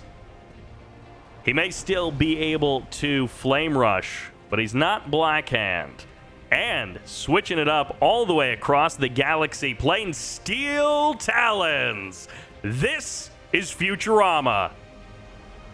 What a switch up. Game 1, Traveler 59. Almost didn't even matter that he was Traveler 59. The game was over so quickly. We didn't see any of the things that people typically hate about Traveler 59. No mind control, no prodigy, no hexapod, nothing like that. And yet, he gets the win, and he switches it up to Steel Talons. There may not be a lot of Steel Talons fans in the audience, but those of you who are, you tend to be vocal. You let people know that you believe in Steel Talons, and that, of course, Steel Talons rule. And that's where Futurama goes, which is just delightful that he's playing Steel Talons into Nod. It may be a big mistake. It may be his undoing here in game number 2. But after that very confident game number 1 win, where he loses his MCV and he thinks, you know what? I bet you had to spend a lot to make that MCV kill happen, and I bet I can just cross the map with a big ball of units and take the fight to you. To follow that up with Steel Talons definitely speaks to the confidence of Futurama. He either believes in himself so much, or he has been truly holding something until the grand finals. Of course, these matches were broadcast by other people, and so there is always a possibility when you have a 2-day event, maybe someone's going through those VODs. Maybe Lumos is looking at the upper bracket and he's researching Master Leaf. He's researching Futurama. How did they play previously in the tournament? Or maybe not. Maybe they were just too tired. It's going to be MRTs. It's going to be Rocket MRTs coming out from Futurama here. So definitely not a oddball build. Definitely not some kind of strategy that we've never seen before. There's the second War Factory, but perfectly done. Futurama has eyes on the MCV. He knows it's not an MCV cell. He knows it's not Refinery First. And the MRTs, they're still actually going to cross the map. They are not holding back at home just for defense. They are deciding to go to the other side and see what life is like under the rule of Nod. This is triple rifleman. I mean, say what you want about switching up to Steel Talons. It's not a total disrespect move, because this is still a serious amount of scouting that Futurama has committed into this early game. 3 minutes in, and he's got 3 scouts bunkered into Lumos' base. Futurama is taking this seriously. There's the refinery at the natural expansion, so this is not some kind of crazy aggression. Let's delay the refinery for minute after minute and put all of our cash just into bikes and buggies and send them across the map. Even a shredder turret and a barracks both coming up at the natural expansion. The posturing from Lumos early on was very aggressive, very active, and then the bike buggy just turned around, came home, played defensive, and he goes for the static D. He goes for the backup barracks. He's got the opportunity for laser turrets now, and he can, of course, produce a couple of rockets at a moment's notice, get into that secret shrine if he feels like he needs to. No Black Disciple upgrade, but Tib Infusion is still good. Bike's going to be crossing over to the left side. Lumos might be seeing an opportunity, and Futurama may kind of realize, all right, I don't necessarily have an opportunity to turn him around and beat you to the punch, so I'm just going to see if I can poke and prod at your main base. Laser turret is up. Scorpion tanks are up. Meanwhile, on the other side of the map, it's going to be about the rockets. It's going to be about the Titans coming in. There's the power down on this refinery. Might actually be working against Futurama here, as one harvester so low on health. Are you kidding me? Lumos with the bad luck. 5-6 bikes still escaping from that main base, and yet the Harvester survives, less than one next rocket salvo away from death. Those bikes could have gotten the kill on that Harvester, and they just didn't. didn't want to overstay his welcome because of the natural expansion. Another Harvester getting low on health, and Futurama protects that one as well. The pullback on the Harvester is going to be signaling the pullback on these Scorpions also. Both players backing up. Lumos happy to play this one out a little bit longer, a little bit further into the late game as he gets himself his tier 2 and he gets himself his tier 3 as well. Titans are out, second War Factory up and running, barracks producing infantry as well. He may be Steel Talons, but he's not afraid of a couple of rockets and rifles to fill out his army. Futurama pulling a lot of his forces forward. The dots on the minimap indicate Lumos might be trying a backstab. Bikes into the heart of the natural expansion as soon as Futurama moves out.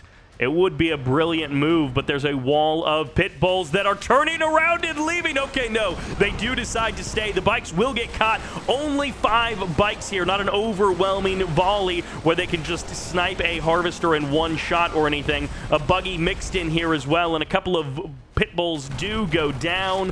But ultimately, the bikes and the buggies do fall away. Scorpion tanks with dozer blades getting close to those Titans. It's a dangerous game to try and take the blue Tiberium on this map. And Futurama decides to turn around. He is 3 grand up in resources overall for this game. He's a bit ahead, but not so far ahead that he can sit back and get cozy. Pitbull's going to be catching a couple more buggies out in the open. MCV already at the third base for Lumos, and that will be matched by Futurama in the coming moments. Laser turrets finish up just in time as these capacitor lasers melt the Steel Talons Titans. No crush for these Titans as they get burned down one by one, and Futurama doesn't have the numbers on the front line. He needs reinforcements, and he needs them fast. They're going to be in the shape of mammoth tanks emerging from the War Factory only to get melted immediately by those Scorpions. Rear armor means that it just happens faster as Lumos finds the tank spam for the win, and the Pit Bulls and the MRTs nowhere to be seen. 2 Harvesters down at the natural expansion. A third gets eliminated, and a fourth will die before these Scorpion tanks turn towards the MCV. They could knock down this MCV as well, and Futurama has no hope left for this game. No expansion that he can go for. Railguns haven't finished up. 2 mammoths show up for the defense. A little late on the defense. And it's going to be an MR, and it's going to be an MCV that just gets targeted casually as these Scorpions turn around. They burn half of the health bar before they even turn to attack it. They're just slowly knocking it down almost casually as they drive past it, and Lumos has done it. The GG comes out, and Lumos gets the win on game number 2. Twilight City was his match. Steel Talons was not the right choice for Futurama. With the score tied up 1-1, the next battleground will be Abandoned Subway. Spawning on the left side as the Cyan Blackhand. This is Futurama. On the right side as the Red Nod, it's Lumos. 1-1. The scoreline of their previous series doesn't matter. When it's 1-1, everything is equal. Futurama looked like he might be running away with that game on Twilight City, but that laser capacitor upgrade came in just in time for Lumos. Bike first out of Futurama, buggy first out of Lumos. And I assume it's buggy into Harvester. Yes, it does look like it is. It'll be scouted by the Cabal squad. And how many bikes? How many bikes? How many bikes? Only 2 bikes. Okay. All right. So it really isn't one player playing aggressive and one player playing scouting. The buggy is the better scouting unit. But now it's Harvesters after that. So really, there is not much of note. I guess the bikes do get the kill on the buggy, but it's only 2 bikes and it's followed up by a Harvester, so not really much of a story to tell there. I guess on one hand, Futurama does have the better scouting. He has the better scouting pattern, and he has the better persistent vision, but there isn't anything of note to see for Lumos. So Lumos may be in the dark, but there isn't much to see, even if you could illuminate the dark as he is now with his bikes. 3 bikes versus 3. Volley comes off, and it works out 1-1. 3 bikes versus 3.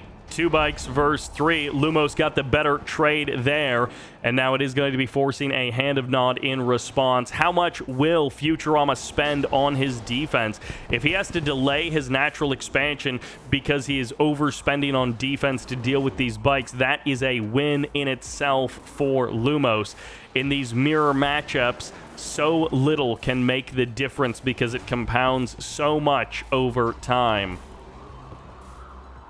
Cabals come back in for the rescout. Futurama confirms exactly what is going on in the base of Lumos. And honestly, it's not that much. Second War Factory comes in now. Futurama really wants to deny the scout because this is now a huge, huge delay on his natural expansion. We're now approaching like a full minute or 2 minutes on this refinery timing compared to Lumos, which Lumos had the very like typical macro-focused refinery first approach, whereas Futurama obviously wanted Black Disciples. He wanted to get that infantry power out on the map, and he should have his refinery up now. Yeah, so the difference in timing there would tell Lumos a lot, but I'm not sure that he actually clocked the exact difference. Harvester could be dead. Of course, no stealth, but the attack bikes can reveal it anyways. How many bikes will be traded back for this Harvester kill? Are you kidding me? Lumos, 2 games in a row. A Harvester infinitely close to destruction is left alive. Now, the advantage for Lumos is there is not an active war factory on the natural expansion, so this Harvester kind of has to transfer to the main base if he wants to get healed up. Otherwise, bikes could come through in a minute and have one easy target to knock down extremely quickly and then move on to the next Harvester as well. Second War Factory has to be coming up here. A very awkward transition there. Triple War Factory. There's the refinery. There's the MCV cell. Lumos seals his fate. A nice little cash boost, and I'm not exactly sure if Futurama has clocked this. I don't think Futurama has totally identified that this was an MCV cell. Maybe he spots the engineer heading out. Maybe he doesn't quite realize it, and it's a second war factory. No, it's a second refinery. It's not. It's not a second war factory at the natural expansion. It's going to be an additional hand of Nod, and it is extremely important that Futurama realizes what is going on. It is triple War Factory production, and for right now, the economy of Lumos is just fine. 10K per minute is a fine place to be in. It won't last forever as his main base expires, and he only has 1 refinery at the natural expansion. Controlling the blue Tiberium will be important. Laser turret is here.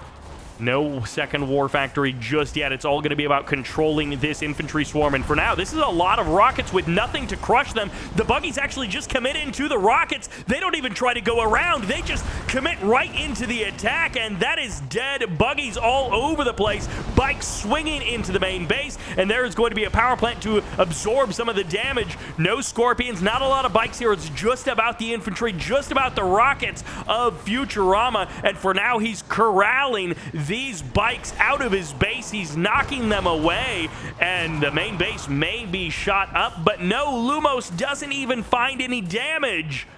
This is disaster. If Lumos stays the course, this might just be the end of the game. Round 2, maybe he's going to be able to attack with a bigger punch, but he really needs to get Futurama out of position. Otherwise, Futurama just has more of the same. More laser turrets, more rockets, more infantry at the ready, and raring to go. But Lumos won't. He can commit super heavy into buggies, I guess. But what's the follow-up going to be? 5-6 bikes? How do you deal with the laser turrets? How do you buy enough time? How do you get the army out of position? Fortunately, Futurama is doing some of that for him now, but the longer these buggies spend fighting in the middle of the map, the more this tells Futurama what is going to happen next. The second wave of rockets is ready. The shredder turrets are online, and the economy of Futurama is continually stronger than that of Lumos. This might just be buying time for a rebuild of an MCV so that Lumos can get himself back into this game in terms of economy and technology. There's the tier 3. There's the charged particle beams. No luck for Futurama, or no luck for Lumos to not have those upgrades be a part of this fight. The Shredder turrets will now bring their green rays of death to work against these buggies, the Cabals as well. And this is looking like an impossible line of infantry at the natural expansion. Tier 3 is online. Obelisk's multi-MCV. The Reckoner could even be on the menu. That's a dangerous time for that MCV to pack back up. Futurama gets it unpacked just in time. The bikes and the buggies are going crazy. It's chaos on the side of Lumos. He's going to try and fight the impossible fight. He's going to try and fight tooth and nail, but this just isn't going to work. There's so many rockets. There's so much everything from Futurama. And what hope do mere mortals have against that kind of firepower? And when I say firepower, I mean firepower, because that's purifying flame that powers these Black Hand members. And you all know how much I love Purifying Flame. The bikes find a harvester way out here at the third base, long distance harvesting in the boonies, and it's just not a good idea, but one harvester does not change the course of the game. I also love that he did go for the subway hub, a building so rare and so rarely captured that I have no idea what it actually does in the context of a multiplayer match. Do we have an MCV rebuild? We do have a sell-off of the War Factory in the main base, and no, the GG happens because what else could happen? No tunnel network for you, Lumos. The subway never became a factor. If it teleports units around the map like the tunnel networks of the GLA or what, it didn't matter because Lumos tries for the super kill, and the defense of Futurama, well, it won him that game. We'll see if it wins him the championship. It's only game 4 of the grand finals before I remember to give a big thank you to Illuhan, Svensson, Shanks, and Hulk for donating the cash prizes of April Strike. Illuhan giving $160, Svensson, Shanks, and Hulk all contributing $40 to this prize pool. Lumos and Futurama sticking with Blackhand versus Nod. I do expect Lumos will switch things up. Maybe he does open flame tanks, although it would be kind of funny if Futurama is the one who opened flame tanks here on Tournament Highlands. He may still open flame tanks, but I think he's going to play this one out maybe more around this big center green Tiberium field, instead of trying to go for the 2-base MCV cell triple War Factory all in, which in a different context we have definitely seen that work. 2 bikes gets me curious what is going to happen. 3 bikes, still not a crazy commitment. You can transition out. Okay, it is the second refinery right away, and he does power it down to get his MCV moving. And well, these bikes are going to be crossing the map. It appears it's a harvester out of the War Factory after that. Meanwhile, on the Futurama side of the map, all right, nothing strange to report. Futurama keeps the lights on here in his base. He gets the 3rd power plant before actually packing up his MCV, and there is going to be the extra power plant for Lumos. Very slight variations on the same ideas from both players. Maybe a couple of bikes here or there, a couple of scouting squads, but other than that, it's about harvesters and the move to the natural. Although, the move to the natural, which used to be such a telling... It was such an indicator, such a clear indicator of pace of game, of tenor of the opponent.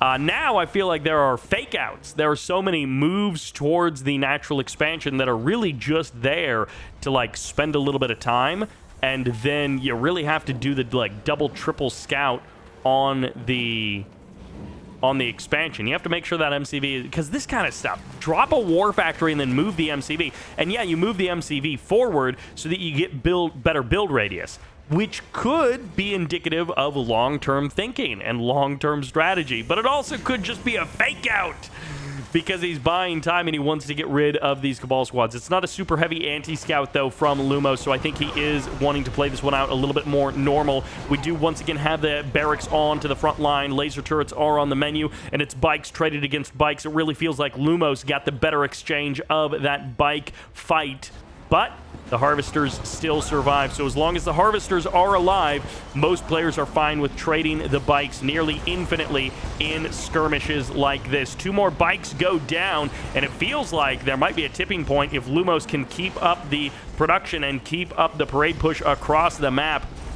Harvesters haven't gone down just yet, but they are getting pretty low on health. Laser turrets come online, and the Harvester juking around that war factory, desperately trying to repair. Nice block with the power plant, but it doesn't matter because Lumos gets the kill anyways. He finds the kill that he was looking for, but at what cost? That was a lot of bikes that went down, and the only advantage that he has is he killed a lot of his opponent's bikes while getting the Harvester on top of it. So perhaps it evens out. Perhaps it makes things, in the long term, even between these two, because, of course, in the short term, Futurama is up $2,000, and that's because the faster refinery on the natural expansion. So has the spending on defense, has the kill of that Harvester been enough to even things up? I think in the next minute or two, it will even things up enough that it will be worth it that Lumos did that. It's a bit of a risk. It's a bit of a dicey play, but it will work out for Lumos' favor so far in this game. And we turn towards the operations center, the tier 3. One player can switch up into Scorpion tanks and get laser capacitors. The other player is going to have to rely on the power of the Black Hand. Those rockets already have their accompanying guards, and of course, Scorpions do a lot better at crushing infantry than just buggies sent in mass to fight the rockets one-on-one. And it didn't work in that previous game, but Scorpions could crush anything in front of them. Dozer Blades on the way. The defense boost for the Scorpions is critical, and it's super nice versus rockets as well. Scorpions on the side of Futurama. This feels good for Lumos. He's down 1-2 against Futurama, but if he wins the Scorpion fight, if he gets the better upgrades, then he could indeed find himself with a victory here on Tournament Highlands and even up the scoreline once again, turning this best of 11 even into game number 5. Bikes moving out in the north.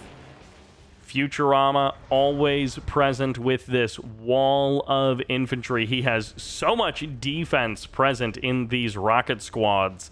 And of course, at a moment's notice, these rocket squads will turn on the offense and will turn their guns towards the buildings of Lumos. 3 Harvesters down to about 20% health. That was an amazing catalyst missile. It's always a bit of a gamble when you head in, when you send those scouting bikes. How much are you actually going to be able to see, and what is the timing? A bit like the Orca Strike. Vane detonation will be the choice, a curious choice indeed, and here's the catalyst missile afterwards. Gets the Harvester, gets the refinery, doesn't get these Harvesters over here or that refinery, but the buggy should have seen the MCV cell. Lumos wants the cash boost. He wants it now. He's got tier 3, and he must have laser capacitors very close to finishing up. He's got a lot of Venoms as well. This scout from Futurama is absolutely critical. It tells him everything that he needs to know. Supercharged particle beams is already done for Futurama. And just to call more attention, Lumos has overtaken Futurama in total resources gathered, but as the natural expansions dry up, this blue Tiberium becomes more important, and the center of the map becomes more important as well. So we will see how much these players choose to go towards the middle. Well, I guess I really just mean Futurama. How much does Futurama head towards the middle of the map? Because, of course, one of these players has sort of decided, I'm not interested in the middle of the map, at least not for its economic prospects, maybe for its positioning prospects.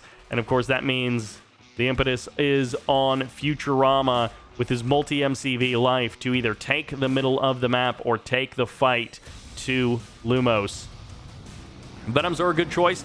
Laser capacitors have finished up, which means they will do a better job of dealing with these rocket squads. This is pretty good from Lumos. He's able to separate out an entire section of this army. He's about to surround this MCV as well, and the choice is going to be Obelisk and Samsite. These Venoms fighting on two different fronts, and they may lose eventually, but this MCV will go down. It's just way too many Scorpions, and when you play Nod v Blackhand, you have to know that that is a possibility. And yeah, the Venoms did lose out, but Futurama spent part of his bank on that MCV. He tied up his build queue and he lost it all. Lumos has done well to control the pace of expansion for Futurama, to deny him the middle of the map but for a little bit longer. But of course, you can't really just sit back. If you let Futurama take the middle of the map just on a delayed timing, he's still going to have the middle of the map.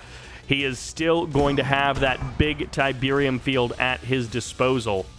Flame Tank comes through. The scout of this stealth harvester in the south. Absolutely incredible there by Lumos. And Futurama, he's like, man, does this guy have map hacks? Well, stealth harvesters may feel like map hacks to Futurama, but he saw it fair and square. Absolutely perfect timing there on that blue Tiberium harvester. I also love that Futurama sent in the Scorpion tanks at the north side of the main base to try and draw the attention away from the south, but of course he couldn't account for what he couldn't see, and that harvester was the perfect scout for Lumos. Okay, round two. Here we go. More Venoms are here, but Lumos might just cut over to the left and go through the main base, burning all of that down. That might be the better play.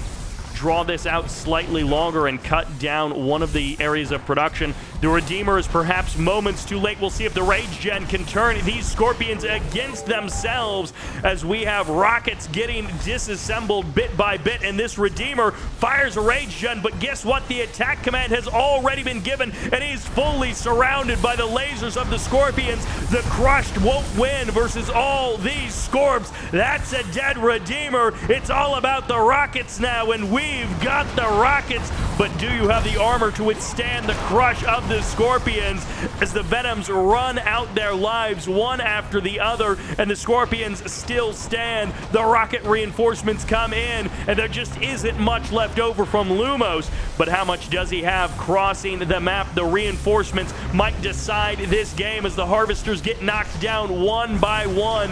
3-4 grand nearly in the bank for Futurama. Losing a couple of Harvesters doesn't mean he's out of the game. That Redeemer was very short-lived. And the Redeemer steps out, the Redeemer goes down, the Rage Gen does nothing, and it bought time. It was not the most effective damage sponge we've ever seen, but I guess it was a damage sponge. The cash is gone. The harvesting is getting longer and longer and longer. If Futurama loses this game, it'll be because he didn't control the blue Tiberium. The blue Tiberium has extended Lumos' life in this game. Futurama may be up in total resources gathered. He may be up in income per minute, but this blue Tiberium keeps Lumos here. And the fact that it was unharvested by either player for 10 or 11 minutes in this game before Lumos started taking it all for himself means that he got an absolutely massive cash boost. Honestly, Double Engineer may be the better play for that Redeemer, but the middle of the map may be all that matters. And so having the Redeemer with the option to burn down the buildings of Lumos is a good thing. Mind drop comes in, the stop command gets issued to the Redeemer, and he does turn around. Venoms, oh no, the Venoms and the Scorpions both decide that they would like to live to see another day. The Shredder turret gets deployed. Futurama, it hasn't been a clean win, but this is a game that exemplifies the phrase, offense wins games and defense wins championships. Taking the shots, rolling with them, letting the other guy play aggressive, and just knowing that you can take hit after hit after hit and always be in the better position. Futurama has slimmed down his base to just the bare necessities. He's sold off Tier 3, he's sold off every war factory, and he's repositioned his only MCV into the middle of the map.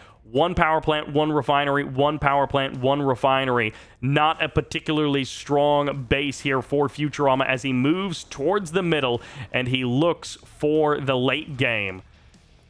This is a dicey moment for Futurama, and if Lumos had better scouting, he might be looking to make more of this opportunity. Again, the blue Tiberium absolutely massive for Lumos. He's still got those war factories, but he doesn't have a huge amount of income, and Futurama's income has dropped by even more with all of those harvesters falling away. Rockets will be getting cleaned up. They're going to be trading against these Venoms, of course. The Rage Gen fires off, and this was perhaps the best timing possible, as many of these Scorpions didn't have an attack command, and they're now getting split up.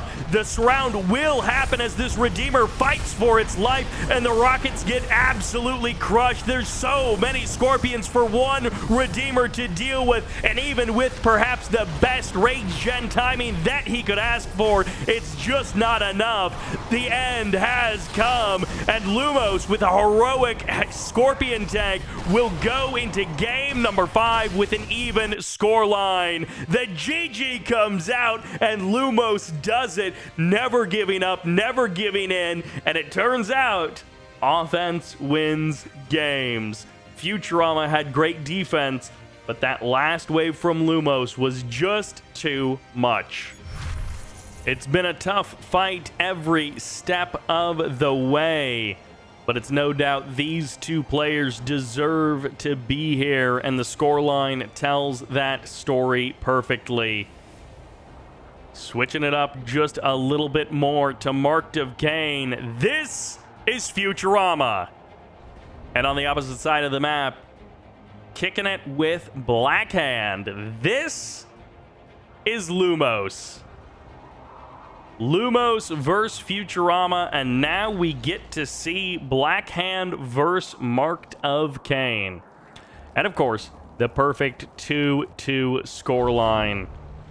These games have been close. They have been back and forth.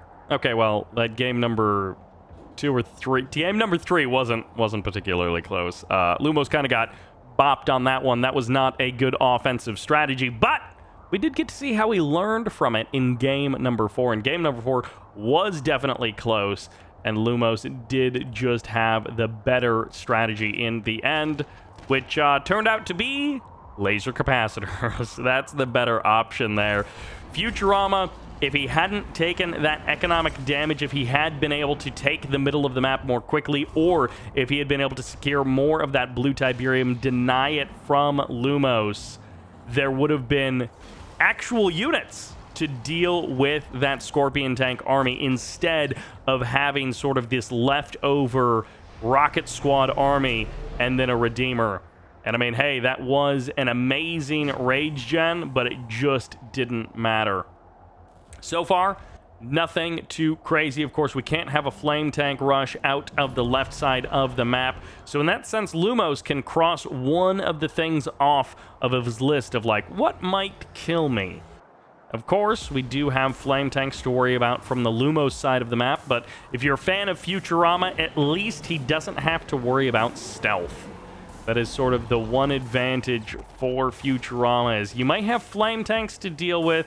We may get to a stage in the game where there's like 5 flame tanks heading from different angles for your base, and you have to bot them all and knock them away. But at least they won't be stealthed. They may have Purifying Flame. They may burn your entire base down, but at least you'll get to see them coming. MCV repositions. It is 2 war factories versus, well, a Hand of Nod, and a Refinery. This looks similar, but it was Futurama playing Black Hand and Lumos playing Nod. So the Hand of Nod made a little bit more sense, but of course here it is for the EMP. The EMP is extremely powerful, and hey, it looks like it is going to catch... Oh, well, that buggy, and he misses the EMP. It doesn't matter. He gets it with the building, or with the Awakened Squad or the buggy anyway. So I guess it did work out in the end for Futurama. EMP control centers are also present in the north and the south. And just a quick recap in case you missed it in one of the earlier games. There are 3 Tiberium spikes per player. And this isn't like Threshold 19 where the Tiberium spikes have like 1 HP and then there's 1 real Tiberium spike. But no, this is 3 full health Tiberium spikes. Okay, if you're a fan of Futurama, it's 2 full health Tiberium spikes. No, get it! Lumos letting too many things escape with 1 HP in this series.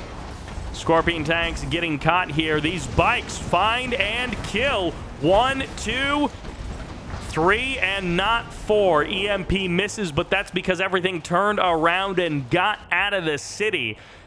Operations Center is here.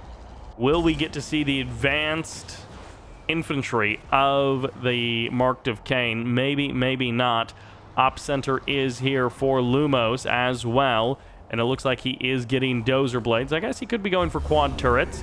Radar jamming missile firing off from Futurama. What is his plan here? Why did he fire off the radar jamming missile? What was he trying to jam the radar for?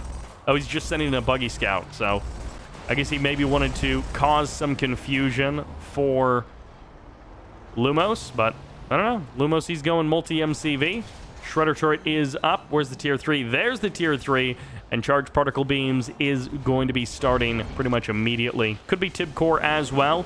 Multi-MCV life for both players. They're both believers in that multi-MCV, and if it comes down to it, Futurama has the better particle beams. One is charged and one is supercharged. The bikes are going to ignore this fight between the buggies and the scorpions in the middle of the map, and instead the bikes are going to tango with these rockets in the north. They're going to have to turn around. They're not going to want to continue that dance, but they are going to get the catalyst missile. 1 harvester was on the dock, takes a bit of damage there and could swing back in to deal with that harvester later. Supercharged particle beams versus charged particle beams. I guess that's the this is the fight of the hour here between these 2 players. Lumos always happy to sell something off and try and make the next stage of the game worth it. All right, only 1 harvester really caught by that. Some extra damage as well, but both players essentially with the equivalent catalyst missiles. All right, so the difference here is Spectre Artillery for Lumos and Obelisks. Futurama is not quite there yet, and that could mean this base push is going the way of Lumos. This is now triple Obelisk. This is going to be difficult for Futurama to break. What is his plan to try and break this? I'm not entirely sure. Lumos is up in income as well. 3 grand more to his name.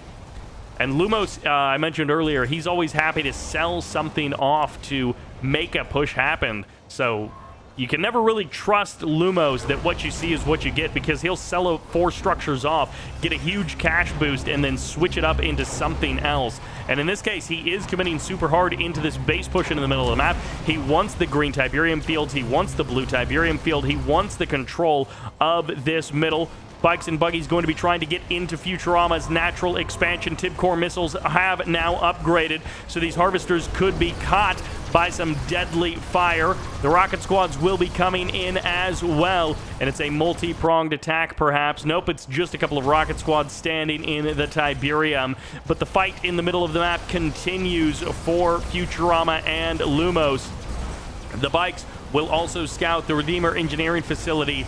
They don't know the exact timing, but they know there is no Redeemer out on the map. Not a lot of harvesters going down, but Lumos has won the fight that perhaps matters most. He also got 2 more Spectre kills there. Futurama is losing ground slowly but surely, and he needs a better solution.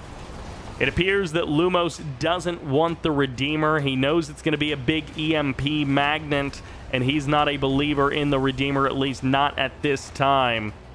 Purifiers, sure, he'll go with a Purifier. He'll bring them to the front line. And does he even have Purifying Flame? He might. He might have a Purifying Flame on those bad boys. The Redeemer is here. Going for the Tib Troopers, going for the Engineer as well. And I feel like we need something else from Futurama. It feels like he just simply isn't ready for this late game. All right, the Redeemer is on the way. Lumos wants the EMP magnet.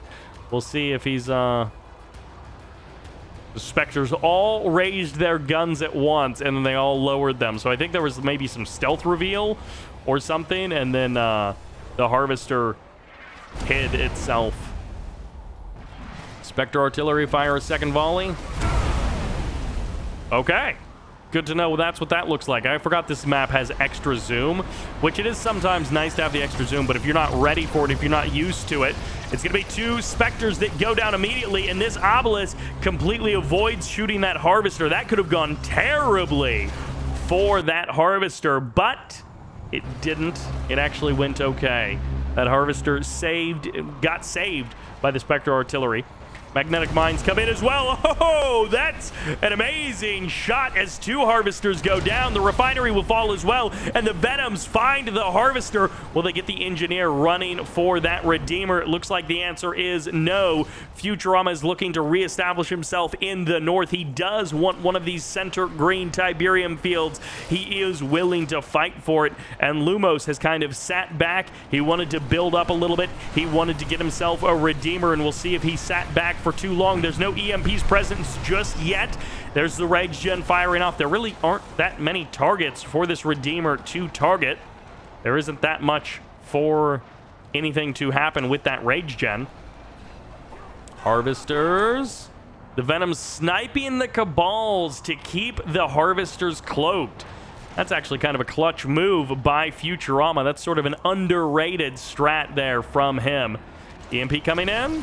Is he going to EMP this Harvester? What is the plan there with those awakened? I guess the plan is nothing. Stealth is here. The Disruption Tower's coming in. Hey now, Spectres. Well, they don't shoot up, and the Vertigos do shoot down. One Vertigo goes down. Two Spectres and a Purifier get eliminated. And the rolling ball of that Hand of Nod kills a couple of random Cabal squads. Samsite's coming in. I think it's going to be a difficult transition to match everything that Futurama just revealed there.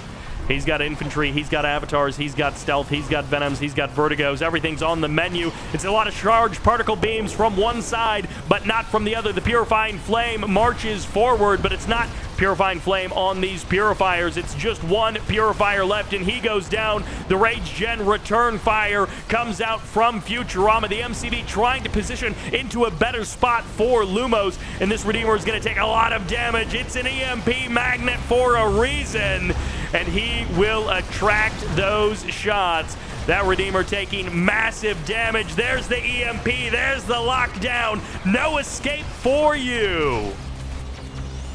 Harvester on the front line. The Obelisks were strong initially, but Futurama has crawled his way back into this game. Spectre shot by Spectre shot, Vertigo bomb by Vertigo bomb. And these Spectre Artillery, which were once the powerhouse unit of Lumos, have turned onto the side of Futurama. As it turns out, being invisible can be a really big advantage. This Redeemer's still high on health, and those supercharged particle beams whirring away at that Obelisk until eventually it goes down. The MCV has been eliminated. The rest of the base looking rather empty. Does Lumos have the strength to fight Futurama this late into the game? It seems like the answer is no. Tibcore bikes are good, but the Tibcore doesn't give them any more armor. They need a bit more health to really survive well against those supercharged particle beams, and it's going to be another Obelisk that gets deployed, but it's going to be another Obelisk that gets destroyed courtesy of those Spectres. You may get the cash back, but that does nothing to stop this front line from moving forward because Futurama has found his foothold in the north of the map. And Lumos, it looks like he is running out of time. He is running out of options. He might even just be running out of units. Futurama has eclipsed Lumos pretty much in everything. Well, Redeemer is going to have to run for the hills. Venom's just camping over top of these infantry to clear everything out and to keep Lumos from moving his attack lines any further forward. I appreciate killing the Tiberium spikes by Lumos, but it doesn't feel like it's an appropriate match to how much firepower is on the front line. Spectre Artillery is doing what they can to fire back, but the GG comes out. The Vertigos would have ended the Spectres if they were given another moment, and the Stealthy Boys of Futurama give him win number 3 in this best of 11. Lumos needs to fight back in game number 6. If at first you don't succeed, try again, or maybe just change it up entirely even if you do succeed. Playing the nod in the north. This is Lumos. Well, and in the south, playing the Cyan, switching it up to the Zocom. This is Futurama. He tried it once as Steel Talons. It didn't work there on Twilight City, but here we are on Smashed Dust Bowl, and perhaps the switch up to Zocom will indeed lead to victory. Futurama gains momentum. Lumos steals it back. Gains momentum. Lumos steals it back, and now in game number 5, he gains momentum. Wow, that's a momentum killer right there. What was that path for that engineer? That was like autopilot. Futurama was not paying attention to that engineer. He didn't even like clear the building or check it, I guess. I don't know what that was. He will at least get the rifle scout. He will see the Reckoner coming in.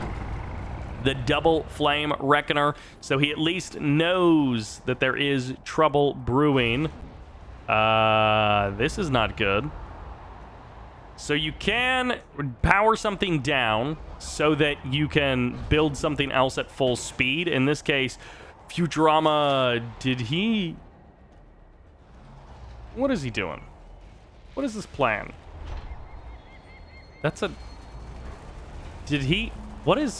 What is going on? Did Futurama really not clock this? Why was that a harvester that was finishing up? That's one dead refinery. And I guess we'll see what happens to refinery number 2, which definitely looks like it is in range of these 2 Black Hand members. Hey, that might be another dead refinery. I am baffled at what just happened. But Futurama, maybe he is fine with losing one refinery. He kind of counts it as equal on refinery count and just, I have more harvesters. And so maybe he did just sort of say, I'm giving up on that. I don't know. I don't know what just happened. I don't know what that is. That was, for scouting it, almost immediately, that was a truly baffling. I don't know, maybe he plugged in his controller. He said, I'm going to do this one with only my forehead. Well, let's go to game number 7. Congratulations to Lumos. Well, I guess it wasn't a mistake, because in game number 7 with the scoreline 3-3, Futurama and Lumos are going to run it back. Zocom versus Nod is the matchup. Hey man, that was my little brother playing. Let's go again. Same thing, just do it different. And granted, Tournament Airstrip is a different kind of a map than Smashed Dust Bowl, but that last game was truly perplexing. It makes you wonder, like, wait, did this guy get here lucky? Just through luck? Is this just sheer random chance? Every match that Futurama has played, he has somehow gotten lucky before that moment. Ooh, that hurts, especially as the Nod player, because the militants lose to the riflemen in a straight-up fight, and then the riflemen actually get to the building first as well. I don't know why they engaged the militants there. Maybe they wanted to be able to chase them down and get the guaranteed kill, but regardless, they did get the kill. Maybe Futurama will do better now that he's not scouting it. The Pitbull is here. It is the same exact build from Lumos, so this might be another short one. What was the game time on that last match? 2.5 minutes? All right, even if you don't know what he's doing, you know that he should have a second refinery right now. He does spot the third harvester, but again, you should know he thinks it went to the south. Futurama, if you die to this again, it might actually just be funny. Will it be more funny or more sad? Here we go. He is aware. He does know. He's a little bit too late to the party, but he's at least spotted the Reckoner before it planted itself in his base. He's going to do some decent damage. It won't get the ideal spot to deploy that it wanted in the last game. This refinery is done for. Maybe he could try to body block it, but he's not even going to be able to do that. And one refinery isn't necessarily the end of the world. Your opponent did have to sacrifice a refinery to, or at least the speed on a refinery, to get this build out, and he's getting the crush with the harvester. Killing off both of these Black Hand squads is just the icing on the cake there for Futurama. It is wasting a little bit of time on this rocket harvester. This is lost mining time. The longer this goes on, it's more and more lost mining time. But finally, the Black Hand squad members do go down. And now, the cross map. What are the options for Lumos? Okay, it's not an MCV cell. Although he might have gone triple War Factory if it was an MCV cell. Pitbulls show up. They trade one for a bike. And Futurama, he goes for his second refinery over there. That might be Catalyst range, but I really don't think this is going to be a one-base tech build to Catalyst to nuke the refineries in the main. That has happened. That used to happen more in, 10 years ago in Kane's Wrath. Those builds don't really show up anymore, but you would have these one-base Nod builds that it was literally about get to those late-game clicks because they were more powerful. The late-game clicks were just better, and you could get to the late-game clicks so fast that it would actually be worth nuking the main base refineries because there would be enough Tiberium left over in the field that you could kill both of these refineries, and then your opponent is down to just one refinery, and it's there at the natural expansion, where the fewest number of harvesters are. Neck and neck on economy for both of these players. 24,000 versus 25,000. Very, very similar overall, and the third refinery is up for Lumos at the natural expansion. It doesn't mean he isn't going to sell his MCV. He may indeed still sell his MCV. He may indeed go for a third war factory with his 3 refineries and pump bikes and buggies until the end of days. Okay, it's a 4th refinery. We might be headed towards the late game. And on Tournament Airstrip, your third base is pretty darn close to your opponents. Redeemers, Obelisks, Marv, Sonic Emitters, Juggernauts. These are all great options when you are in close proximity to your opponent. Futurama got Tib field suits. No, he hasn't. Futurama is starting Tib field suits. I don't know why he got that armory so quickly and then didn't research it. My guess is that he thought he clicked the button. He thought he pressed Control A, and he just didn't. And, well, he does start up AP ammo very, very quickly, so he at least got that upgrade. Sometimes this does happen. We all miss upgrades from time to time, and it looks like Futurama missed his Tib field suits upgrade. So it's going to be a little bit late to the party. We'll see if it actually makes a difference here. No dozer blades on these Scorpions, at least not just yet. First Scorpion is going to be going down. The second one takes a couple of shots there. Predator tank rolling in as well. And of course, militants aren't great, and now with TIB field suits, they're suddenly even worse. Once AP ammo and TIB field suits are done, a militant versus a rifle squad is kind of funny. How similar they are, well, not similar. The rifle squad is better at the beginning of the game, and then with those two upgrades, an unupgraded militant is just hilarious. And of course, I guess TIB Infusion doesn't do very much, but the Cabal upgrade can be pretty good. Infantry moving forward. This is actually a lot of moving forward by Futurama. What is he doing? I mean, I can see what he's doing literally. I mean, strategically. What is the plan here for Futurama? He does have pit bulls in the north. It looks like he's trying to secure the blue Tiberium. I'm expecting to see like 2-3 harvesters sent over there to try and get that blue Tiberium in one go. Is this Black Hand Squad just going to kill like 4, just clear out 4 voxels? I guess not. AP ammo is done. Orcas are here. Orcas are really good versus static Scorpion tanks. There's actually going to be the sell-off of the MCV. This Orca largely misses, gets a couple of shots on those Scorpions, and I guess we're just going to fight this one out. Futurama has a forward-positioned MCV, but laser capacitors have now finished up. The Orcas get some pretty good shots. That's 3 Scorpion tanks gone in a single volley, and a lot of these Scorpion tanks are low on health, but they are getting cycled back by Lumos. The parade push across the map may have been a mistake, and I'm not sure what Futurama was planning, but it doesn't look like his plan is working out the way he wanted. Maybe he was trying to bait Lumos' army into his third base, and if so, then the plan is working out great. But what do you have to catch this?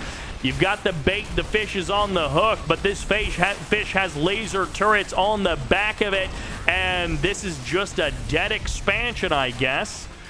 These laser turrets may eventually be going down. The bike buggy rolls into the natural expansion, kind of just gets trashed by the rocket squads that are there, and the refinery will be going down. This entire Scorpion tank army should expire.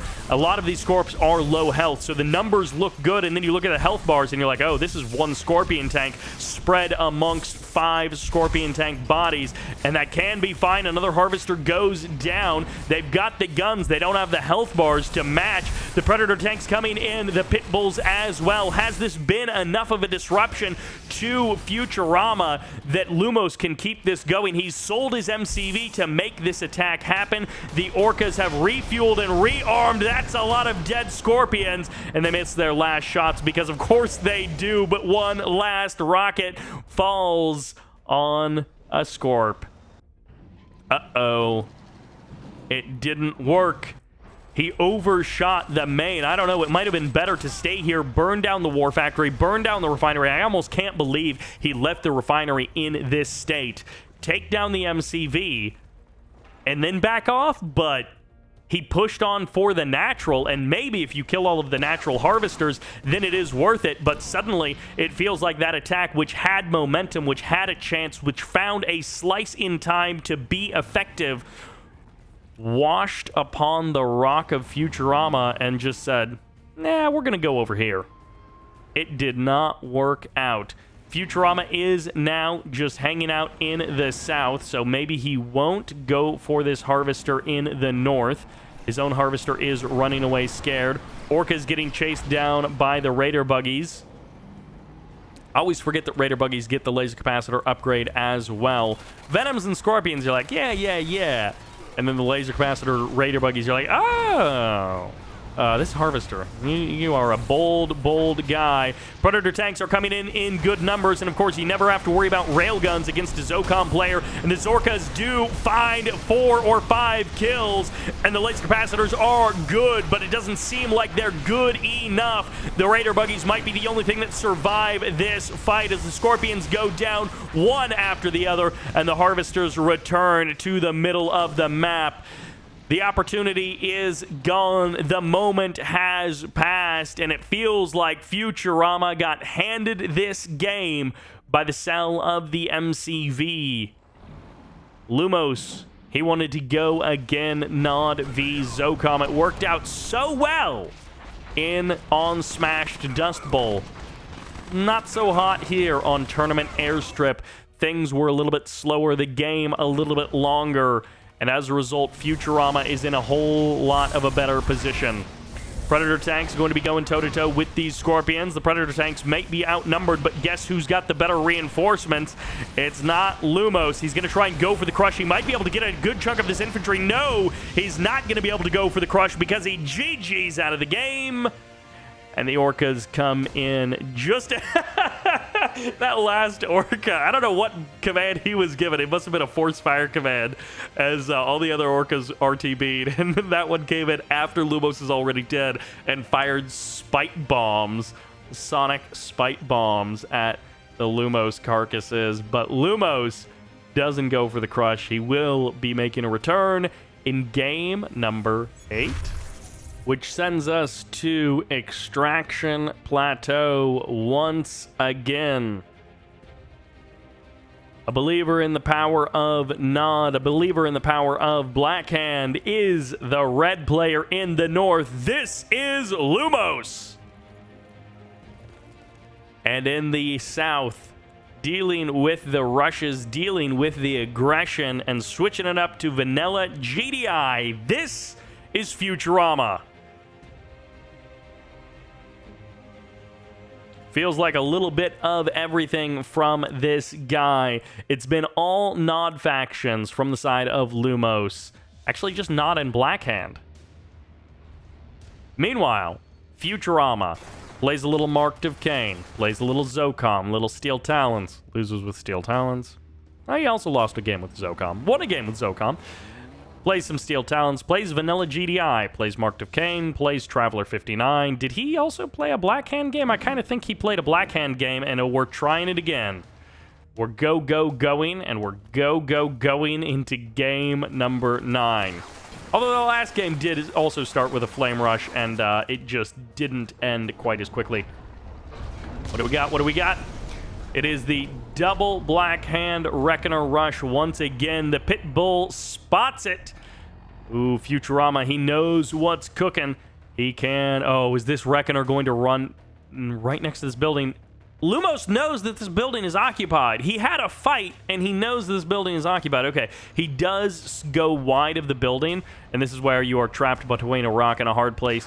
You try and go wide, but the building is occupied, so you can't. So you go the more direct route, and that is where the Pitbull is already waiting for you. The fake out, you deploy the Black Hand Squads. I'm not going for a rush. The Black Hand Squads are going to kill Tib Spike. Don't worry about it. And then they get back in, and actually you should worry about it. But it is all in the open. Now the Predator tank coming down for the crush. Are the Black Hand going to try and save themselves, get into that Reckoner, and get on out of here? It looks like the answer is yes. Second refinery is up and running. What is it going to be after that? If you go double War Factory on one power plant... All right. I'm going to lose my mind. But he didn't. We're safe. Reckoner is returning back home. MCV packs up and moves towards the natural expansion. I'm assuming, fingers crossed, he's going towards the wrong natural expansion, but I guess you can do that. Futurama went towards the normal one. Lumos is going towards the slightly further one. I guess it's next to your Tiberium Spike, so it's good to keep the Tiberium Spike safe.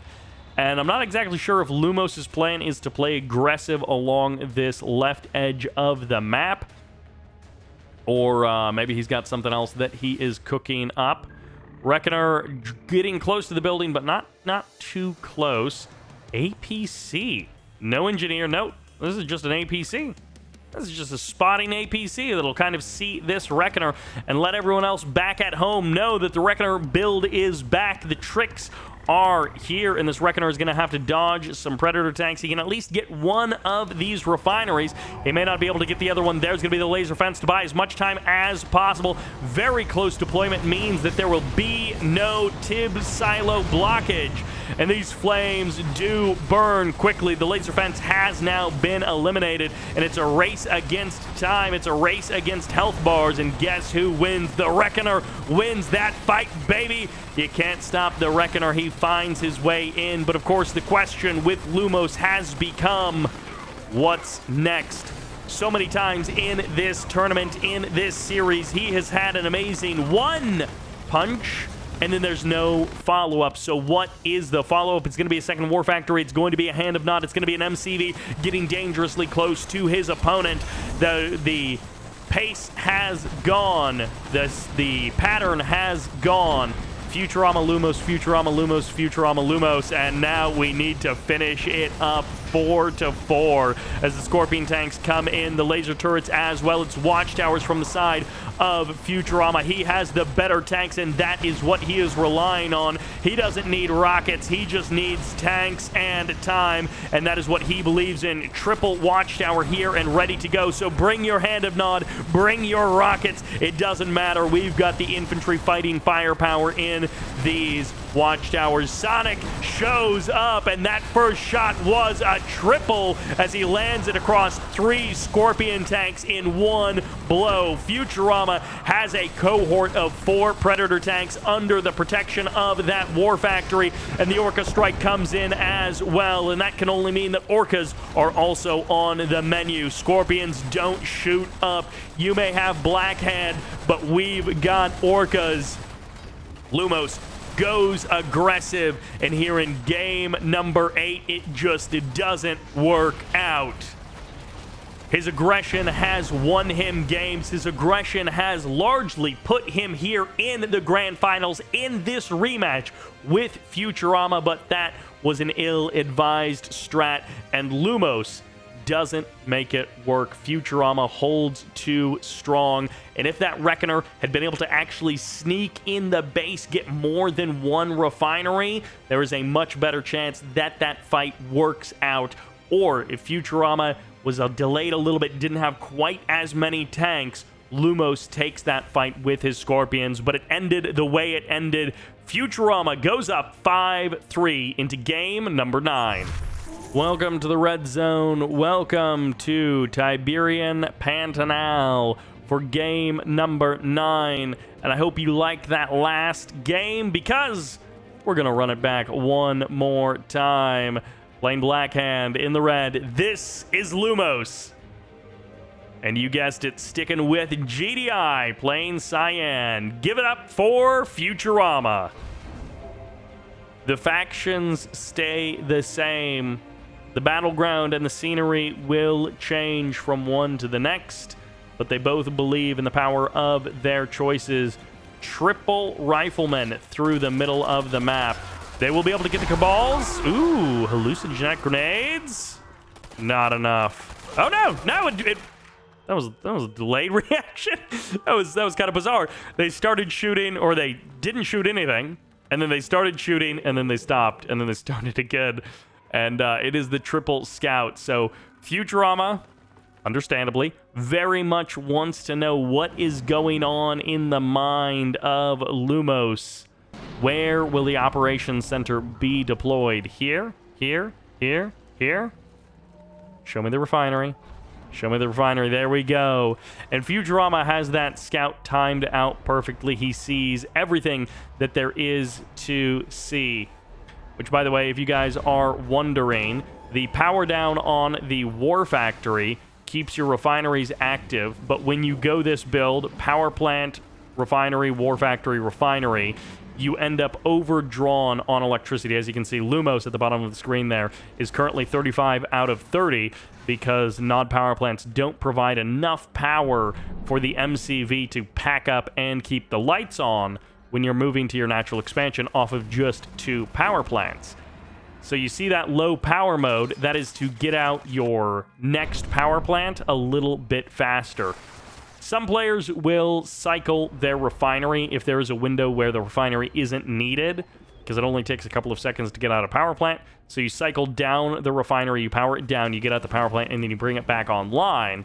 But also, depending on how your build went and how much you spent on scouts, all of that, you may not actually have the cash to build whatever's coming out of the War Factory, so you just power down the War Factory instead, and you have the same effect of of not entering low power mode, getting out your power plant that much more quickly, and keeping the lights on while you do it.